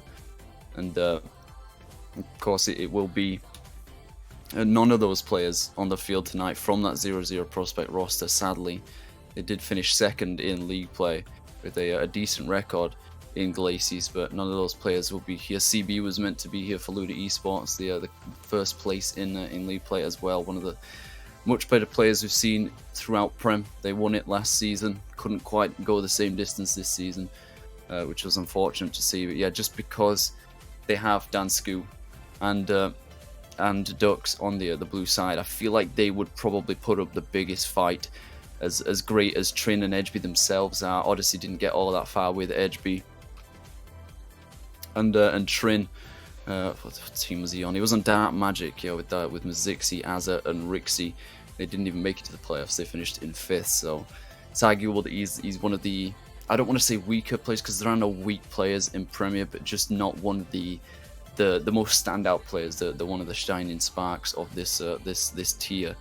And I think that with him on that side, they would maybe struggle more so against the opposite ones. I think it was Safix that you brought in for Pablo's replacement, and Safix is a brilliant player entirely in his own right. I think he was on the Flame roster last season, if I'm not mistaken with that one. He was on Finale this season though. Safix was Finale both seasons. He's an Overture man through and through. Wow. We have apparently calling me got not Pablo back. We do. We've actually got a full He's just- roster it's of just finished. original. They lost, people. unfortunately, against Navi, Oh. but Well, their loss is our gain, sadly, for them. But gladly for us, we do. I think we'll have a full team, which means if we cannot get Edgeby in, will we make a substitution and send Safix over to the red? yeah, Safix go. It's the best out. Can I way to go. communicate this in time before they start joining?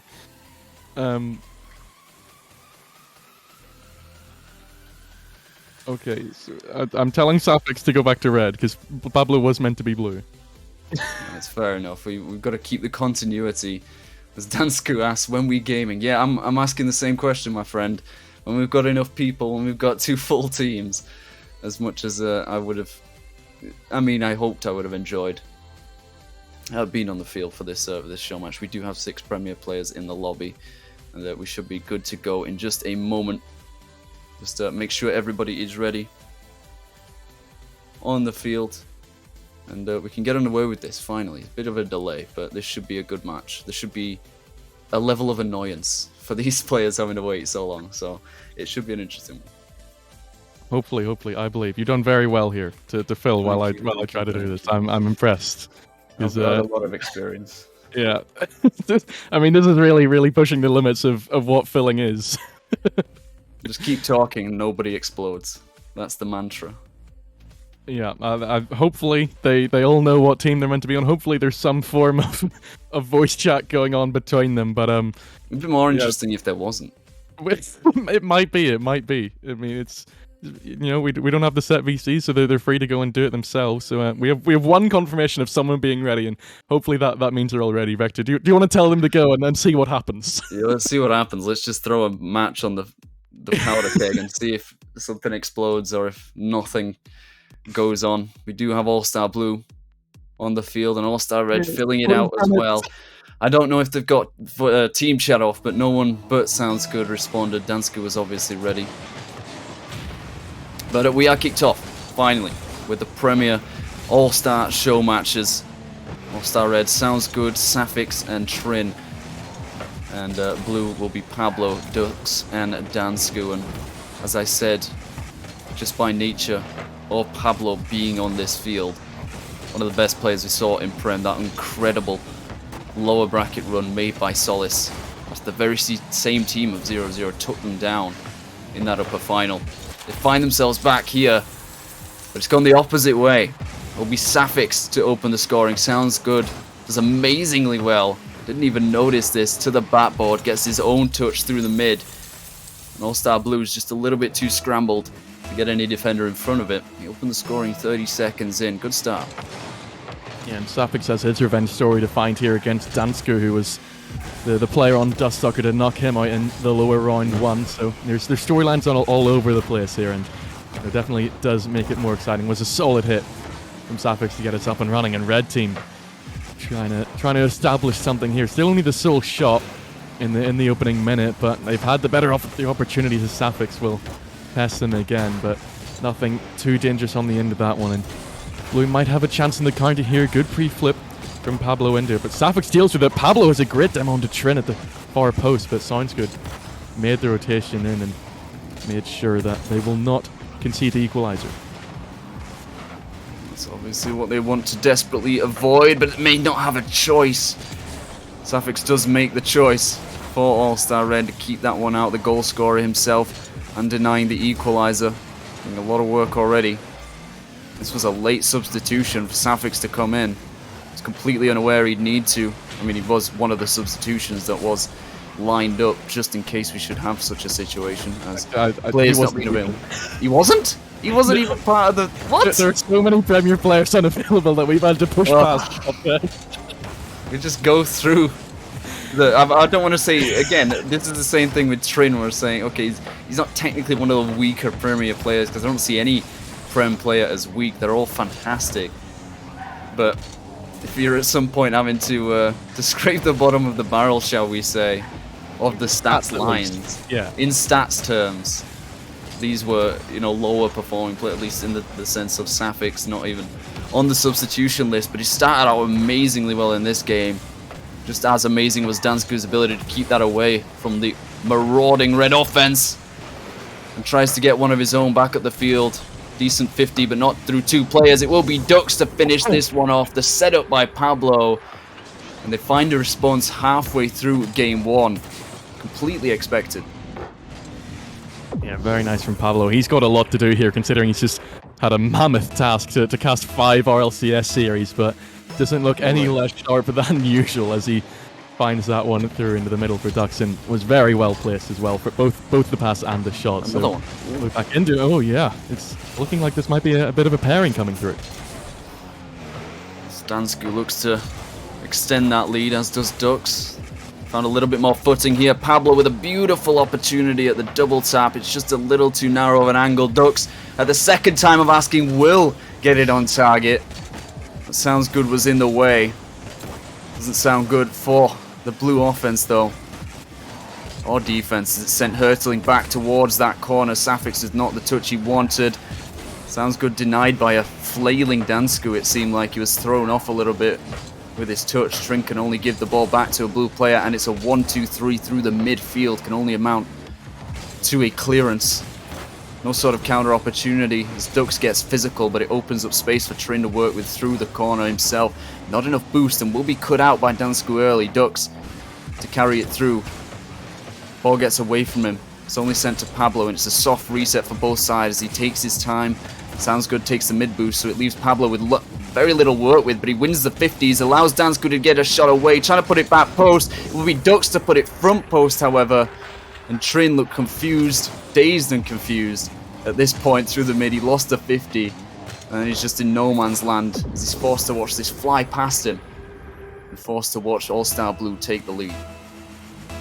That was pretty sweet from the three blue players, all operating on that same wavelength to get that one through. And as you said, just on that quicker pace to mean that Red did look a little bit lost in that play. Now they're trying to go further with it and mounted up further. Ducks, though, has the awkward touch to allow Sounds Good maybe a chance, but he can't do anything with it. And Ducks will clear it downfield. Now Safix has to be alert to this one, but Dansku gets it past him anyway. Sounds Good. A little bit dangerous this one, but confidence showing through as he will find the air dribble. Safix is at a little bit of disruption on the Dansku here, but he still will regain and find the block. But Red definitely looking for this equalizer now with 40 seconds to spare. Safix has won the 50 against Pablo, but wasn't an angle for Sounds Good to work with on the rebound. Trin into the middle here, but only blue pairs to receive it. Trin with a good cut though, straight back into the blue middle. Double commit from Ducks and Dansku, and Pablo's touch isn't great, but Safix cannot get underneath it. Now Dansku will just bully past everyone in the red team to leave them with very little time to spare to find this equalizer.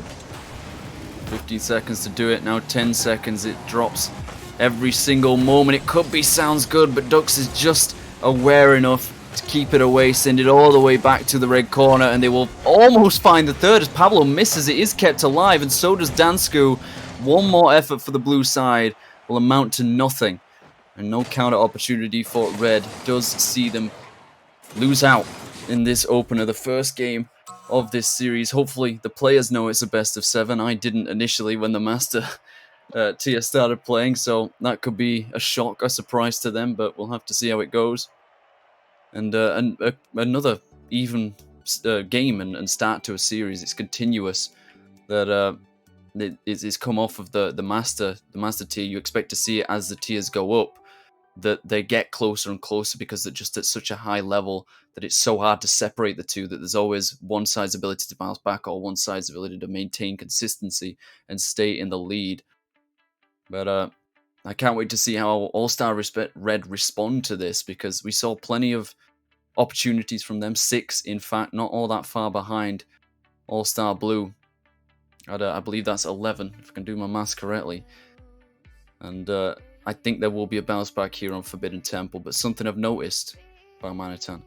Very, very different to Master. Not a single player has chosen a meme car. They're all on Octanes or Fennecs. Doesn't make me happy. In some way, it makes me in happy some that they way, actually care about what's happening. It is unfortunate, but I think it is just at this level, these kind of players, every single game that they play is not life or death, so to speak, but they are so in love with winning. It matters so much to them that even this All-Star match where nothing is on the line, you know, all they have left to play for here is bragging rights. Of course, Pablo already has the bragging rights, being the champion of the tier itself.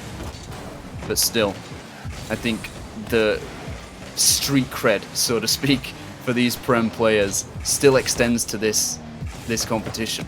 And, you know, coming off of the postseason, they still want to prove that they're some of the best players, not to mention the fact that this sort of gives them a spotlight for next season as well, should they choose to make a substitution or go to a different franchise. Obviously, there's no draft in Premier, and so they can just choose to go to whichever team they like, whichever general manager wants to draft them. In the case of RSC teams, but we should wait and see. Something else I love about the Premier Tier, which I think a lot of people would agree with me on, is the way that they can make such spectacular plays look routine. The amount of air dribbles, triple touches that just look so simple. They make it look so easy, and it's lovely to see. Yeah, I mean, I have to agree. How can you disagree with the fact that great plays can come out from all of them? And you know, that's something that I sort of had in the back of mind. You know, with the crazy ceiling that some of these players have, there's sort of the risk for one team to just gel together that little bit more and walk away with it. But I'm very, very happy with how close this game is, with all 6 players being involved. You know, no one really looks out of place, and not that I expected that, of course, because they are all of such high quality. But yeah, it's great to see, and you know, we haven't quite seen the crazy play. That one almost flew from Safix, but when he comes off with the backboard, then he almost followed it up himself, though. It sounds good for the finish. Dansko somehow has the read, and then Trent is blocked out too. Red, definitely a golden opportunity there to find the opener, but not on the counter. Dansko maybe over sounds good, has it under the backboard, and Ducks will misread it as it moves back out into the midfield. But chance switching on Pablo, just misreads the ball, and Trent almost has a way through. Really heightened up a little bit there. Yeah, that's 2 crazy plays from Pablo in defense. It's led to an open net chance for him, and he will take it just about. He flicked it precariously high into that net. But he made 2 big mistakes. The first one I thought would definitely lead to a goal for the red side, but they managed to recover. They got back in time, got 3 saves for it as well. And still a mighty fine margin between these 2 teams. Very similar shot lines. Halfway through, it's still only 1 goal, as it ended in the first. It's Dansko to drop it back down for Pablo. Dux is left as the 3rd man to pick up the pieces, does have the boost and will beat Safix, but not quite Trin. He's dived upon, it's pinched back to the blue corner. Dansko not enough to keep it away from Sounds Good, and Trin just about pushed away by Dux. Keep that lead intact. And as much as they're all great players in their own right, and you know, they can make great teams even if they don't have all that much chemistry at this level, you can probably, it's safe to assume, think that all these players have probably scrimmed each other before at some point, because they're, you know, it's similar circles as you go up the levels and as you get to the point that these players are at. There are fewer and fewer players of that caliber, so they just end up scrimming each other at some point. The population base, shall we say, is lower than in other tiers, and so you can see some of these players go up against each other and with one another in 6-mans, in scrims, all those lovely things, and I think the chemistry just comes a bit more naturally for them, not just because they know each other, but because of the level that they're able to play at. Their adaptation and improvisation is miraculous at times. But as you said, sometimes a team just gels so well. They understand each other on levels other than the physical on the Rocket League field. It becomes almost telepathic at times. It's a 1-2-3 passing play materializes. Dux can't find the control necessary to get that second goal. Could Safix do it? No, he's cut out by Pablo. Now Sounds Good picks up the ball. Dansko to hit him in the midfield. Will not be enough for All-Star Red to find their first goal. You can tell they're desperately hunting for it though, Barman. Yeah, they're definitely going to try in these last 30 seconds, but blue team once again will force him back. Dansko for the double tap, rasping wide of that near post there, but it looks like blue might even just score second here. Pablo once again will drive it into the middle, but Trinal will get it away. Safix with the demo here and is looking for the next one on the Dansko. Can he get the recovery on the Sounds Good shot? Bounces off of Pablo and Dux here, but it'll come away, and Dansko with a pre-flip back into the red half. And into the box now as well. Ducks to chase it. Not quite confirmed to the victory just yet, but that one would have been another goal. Instead, just hits the ground from Pablo. And somehow, Blue found their way to a 2-0 victory. It was so close between the pair of them. And Red had so many chances at the death there to bring it back to a level scoreline. Yeah, we can't count our chickens just yet, of course. This is what we saw from Master when they took 2 games. The one game was taken at first, and then there was a response This time it's 2 games. Could be a bounce back from All-Star Red, as you said. Just still fine margins, just the 1 goal in it. Very easy to see how they could find an avenue of approach to work this out. They're getting plenty of shots. They got 7 that time, more so than All-Star Blue. It's just for them the finishing ability to put these shots away. Maybe start getting rid of the defense, get physical. Haven't seen all that much of it. And that could be the way forward. That could be the key that unlocks this red side. We'll just have to see. Maybe it was the fact that Safix came in so cold, so unready for this one. He was kind of blindsided by it, thrown into the deep end against such a strong team as Pablo, Dansku, and Dux. But I still think they've got plenty left to say. And I don't believe that the All-Star Blue will go into match point here in Urban Central. Yeah, I'll join you with that and say that Red Bull won back here as well. I think, to be fair, this is like a couple of really solid bases. You know, there've been the double commits have been few and far between, and they've looked pretty solid in the defense all around. And that's evidenced by the low score lines we've been seeing. But might be an early start here somehow. Safix reaction times at an all-time high there. Did deny Dansku to put the blue team ahead early, but I mean, Red, they're willing to put the work in here. They're willing to put themselves behind the ball and, you know, do the nitty gritty that is required to win a game in a match like this. Although they've left themselves very open here. Safix almost with the spectacular once more, but Pablo will force this one through. Not as a lack of Red trying though, even if they were a little bit out of position in this play. Speaking of the nitty gritty, two missed plays in the corner from Sounds Good and Trin. Less so from Sounds Good as he was flicked over by Pablo, but Trin, you really would be expecting him, player of his nature, to get a touch through the corner like that. Of course, no one's perfect. Weaknesses can show themselves at any moment from any player, just as I'm talking about it. Essentially a kickoff goal here for Sounds Good as it's thrown into the defense, popped back out, essentially use them as a wall to send the ball back to himself. A 1-2 with the opponent is always the most satisfying, you have to say. And it does get them a goal back. Keeps their chances alive in this series as Trin looking to find the second, but he can't quite get the lead. Now Pablo in a 1v1. It's a race to the ball and Sounds Good will be the loser. There's another phenomenal flick from that Frenchman. He's able to send it over the defense. And this just looks so practiced, so clinical. Like he's done that 1,000 times. And he just cannot fault it. Like, he's done it so much that he doesn't know how to make a mistake. And I even thought he was going for a bounce dribble there. So, like, he leaves his options open. Like, that's not a set and guaranteed flick. But he sees that that's what's going to get him over the top of Sounds Good. And he completes it with perfection. You know, there's no way Sounds Good can reach that ball. And it's so impressive to see from Pablo in these high-pressure situations. Nearly comes away with another one this time. Sounds Good will do better, and he has an open net to aim at here. He will start at home, but I mean, what happened to Blue here? It just crazy. Sounds Good. Well, one got 50'd out, another got demoed. I'm not sure where the third man was. Maybe he had just been demoed before. Pablo was in the corner, I think, looking for boost on the end of that play. But as much as Sounds Good might be blushing on defense with the way that Pablo has been working, his offense has still been rock solid as this one's sent straight towards the net. Dansku denied by Trin. It will be Dux to follow. Sounds Good reads it out. He's forced to take his touch on this one as well. Maybe the second. He does win the 50, but it's straight back to the mid for Dux to get to it first. He's going to bounce high. Has to read it through the backboard. Safix was there, but it will be Pablo to take a free shot. Going to look for the double tap, but they control that backline well. All-Star Red keep this equal game as Safix is getting disruptive, trying to get annoying, and he does get the ball passed back to him. Maybe he wasn't expecting it. He gets booped on the nose. Pablo with a decent-looking musty flick, but cannot get back to it. Finish his chances, finish his dinner. Could be Dansku and Dux. It will be crossbar down and out. Unfortunate. Would have been a great strike to retake that precious lead. The go-ahead lead for this series.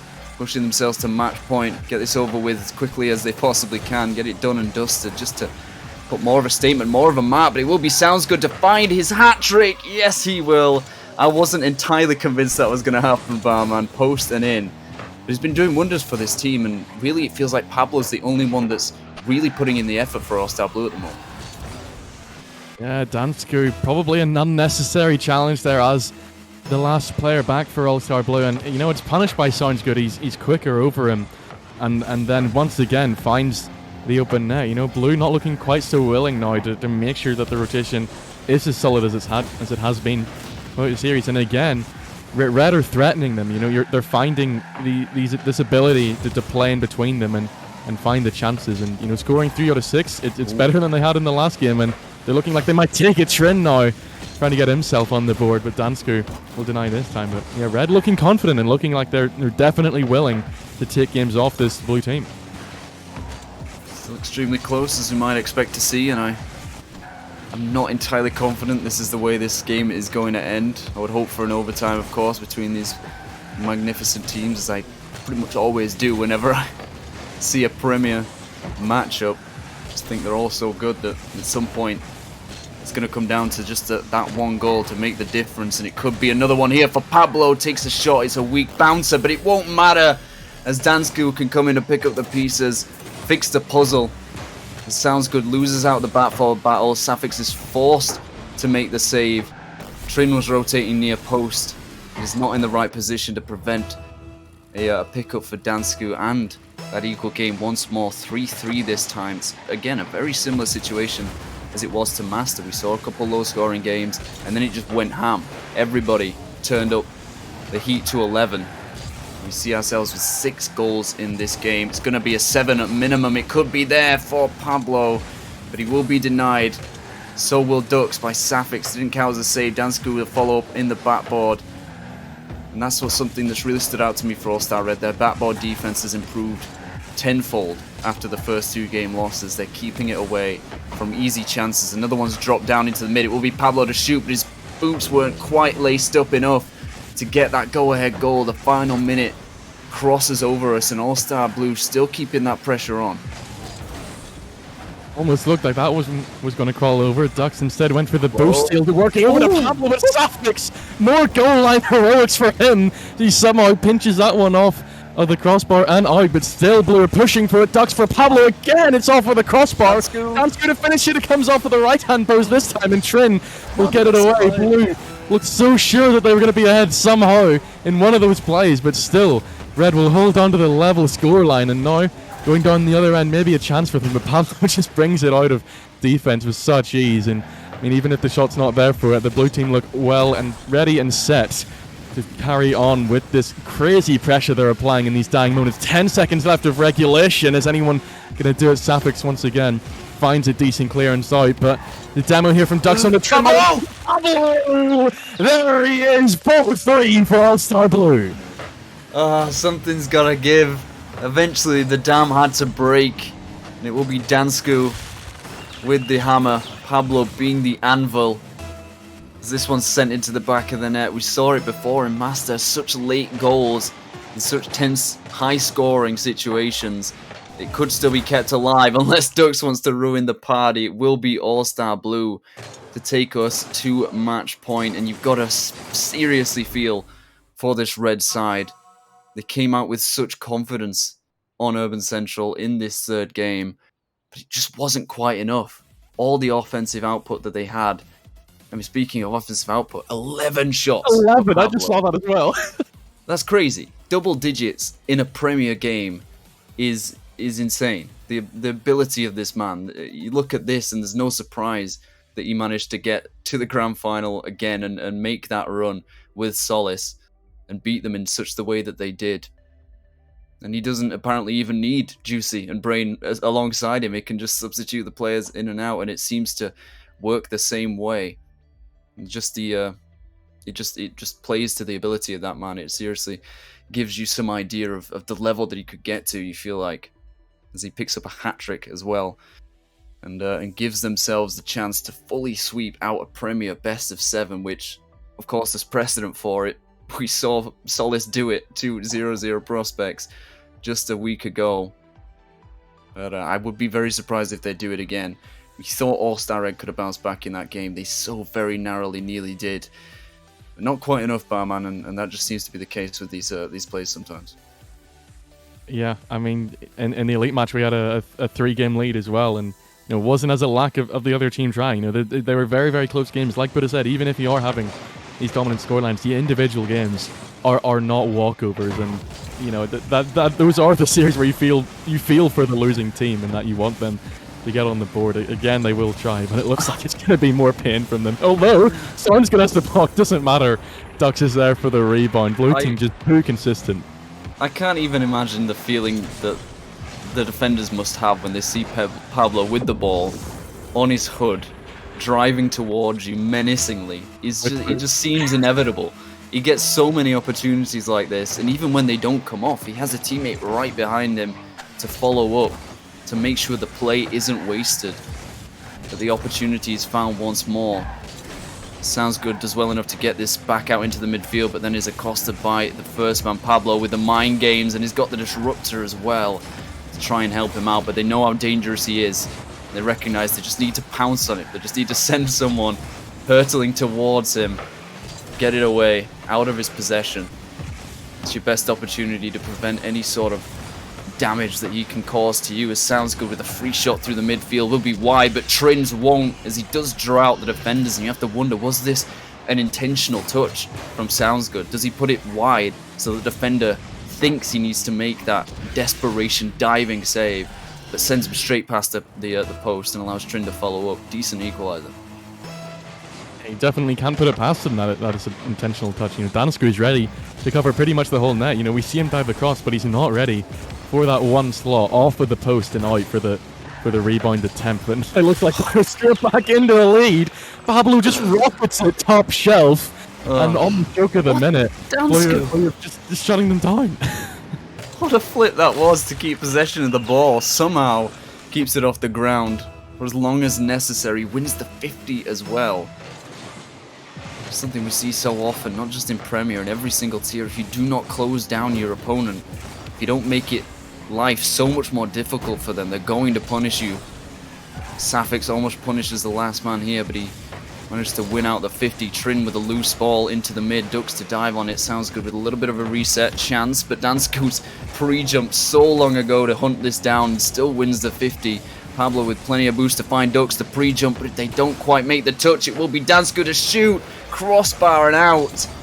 And even if they don't link up, even if they make a mistake on the initial plan, there's always someone there to follow it, to be in the right position, and we saw it so much in the playoffs from Premier, is that they almost always know where they need to be in the right position at the right time for every play that they make. And even though they don't always come off, you give yourself so much more opportunity when you're willing to play that way. Something that we see from the lower tiers mainly is the feeling of always needing to have boost, of always needing to get back in rotation, have enough in the tank to deal with whatever comes. But we see it so much more often that, oh my goodness, Dux, with one of the better players we've seen in these All-Star matches, didn't quite come off. But as I was saying, even if you don't have all the boost in the world, you still need to be in position to make the plays. You need to stay advanced on the field. And we see it here. Dux is already at the halfway line. He's the third man. And he gets this shot under and beneath the defense. That's just the necessary difference you need to start beating players of this caliber. Yeah, I was going to comment Dansku on it as well last time. You know, I called him out for a third man commit, and then later on he scored a goal with a third man commit. Sometimes you need to know when to take those risks, and Dux, yeah, absolutely, she does so well to get across and make sure that one concept, they're not wasting these risky third man attacks, and that they're always confirmed to go into the back of the net. So meaning that, you know, Red need 2 goals now in the remaining 2 minutes here to at least even get a game on the board. I mean, if you're looking at this as a 4-0 sweep, how does that even come to be? Just next level, just something extra, something different. I backed this side when Pablo was supposed to be on it initially, and I seem to have backed the right horse. It's been such a standout, such an all-star, you've got to say, for this team. He's doing it again with another fantastic brace. Dansku with the setup gets the pinch across, already in an advanced position, ready for the play to follow up. Sounds Good only just drives off his post, and so cannot reset his momentum to get ahead of that ball. 4-1 lead. Something we've not seen before, and something we're not going to see for very long as a kickoff goal. Something very, very rare in the Premier tier comes to pass. Dux loses out on the 50. Pablo expecting it to go a much different direction, but Safix is happy to take it off the the center circle and perhaps take All-Star Red into a better position than they might have seen themselves in, but this is such a tough test for them, such a struggle. Yeah, they've had to make 5 saves already in this one, even just to keep in with a chance. Maybe they'll find another one back here, but no, Ducks will deny and leaves the blue team with a chance on the counter. This time, the red team do much better to regain, and it sounds good as the one to collect, but the blue team are so prepared to just lock them back into their defensive rotation once more. Ducks will drop it down, and Dansker's just waiting on the right-hand side. He doesn't get the touch this time, but like I don't know how you place yourself like that, where the ball just comes to you. He did it that time, and now blue somehow have been forced backwards, so it's like no matter how much I compliment one team on doing something, the other team quite often just has something to counter that out. And yeah, here we go as Trin will cancel that one out and picks it up again. I mean, this time Pablo does just would have headed to him. Safix with a chance off the back, but there's a miss from the blue team, and that one could have just gone in from Safix, but now with less than a minute, they desperately need to get one on the board. Sounds good, will come off the back for Dansker, miss! And this time Safix makes no mistake. They give us an inkling of a chance, of a mite of a moment. 1 goal in it. Of course, they still need to score 2 to actually make sure they survive the sweet opportunity for the blue side. Managed to get a kick-off goal, and they got one there. Sounds good, could put it back through the corner to allow Safix to get on the end of it, but it will be Dansku to deny, to waste as much time as he can. Now Sounds good kind of wins the 50 maybe, but Trin even punished for thinking about the push through there, as this one's so close. Not anything a red defender could do about that if it went in. A 2-goal deficit would probably be insurmountable if it should happen. But it's in red's possession. Trin into the midfield. Safix misses, does give a chance for Sounds good, but Dux just dives upon it so much quicker. It's sent flailing all the way back. Safix through the corner. Trin jumps early, doesn't get the touch. A 3v1 for All-Star Blue. They lose the 50 out. It's back into the mid. Sounds good is there. It's going to be Safix to call him off. The shot across the bow. It's off the backboard, but he does not make contact. And the lightest, the slightest, narrowest of chances for All-Star Red goes begging. And they will see themselves the victim of a 4-0 sweep in a Premier Series. So unlikely to happen. But it's happened, Barmanitan, and as much as Dansku and Dux did amazingly well throughout this series, you've got to give it to Pablo. He was much the standout performer for this side. It's just an unbelievable Rocket League player. Yeah, it's absolutely standout, absolutely superb the whole way through. And you know, as I said, to come off of like I don't know, a 5-hour cast or whatever it was in RLCS and still have this unbelievable consistency. It's not like we saw that many mechanical goals throughout that, but it's just like every single goal is hit with such speed and power, no matter where they are in front of the net. Like the angles are just coming out from everywhere. But yeah, it was definitely a team effort. You know, even you're looking at a lot of these ones where Pablo's opening up the space, as you said, for the rebound attempts, and time again, Dux and Dansker were there backing up. So yeah, Pablo was the MVP, but I really don't think Dux and Dansker were very far behind. No, not at all. It's always a team effort. It's 3v3 for a reason. If it was 3v2, Pablo would not nearly have done nearly as well as he did there. He needs that support base, that foundation that Dux and Dansko provided, more so from Dansko. I think so many times I saw him being the assister there and being that facilitator for this team. Pablo was more than happy to just take those chances in his stride. But he set up a lot of his own as well. Those 1v1 chances, he always seems to be the favourite when those opportunities crop up, and there's no surprise to me, being the champion of this tier, that he just continued on even after, as you said, that long cast that he had to do.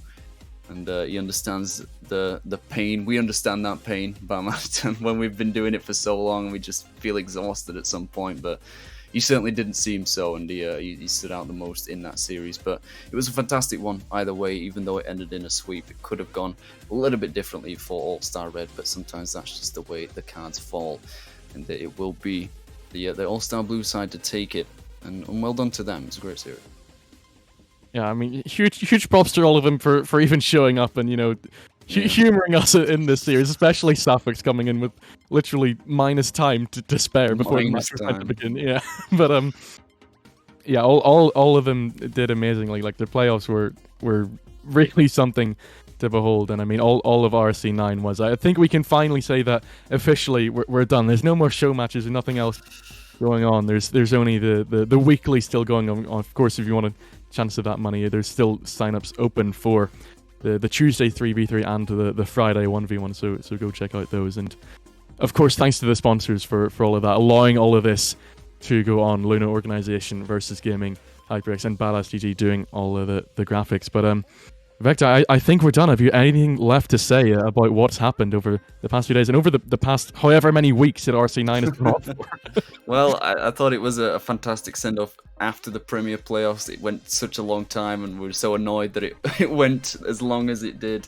Especially with certain someone in the background. Certain someone in the background. We don't talk about it because it's too soon. The sting is too fresh. The wound is too fresh. But it has been an amazing season, and as much as that was a sign off from the Premier Playoffs, it's good to have these All-Star show matches just to show people what the potential is for next season. Especially, obviously, we'll have the combines as we go forward, completely fresh. Everybody gets drafted from Master down to Prospect next season, and it should be fantastic to see. But that will be it for us tonight. As you said, you've already thanked the sponsors. Go follow all our socials, of course, TikTok, YouTube, and Twitter and Instagram. Get all your RSC action at your fingertips, and we can't wait to see you for Season 10. The next time it will be competitive Rocket League action, will likely be the Combines, so stick around for that one. We'll be back at some point in the near future. Thank you so much to everyone for watching, and enjoy the rest of your night.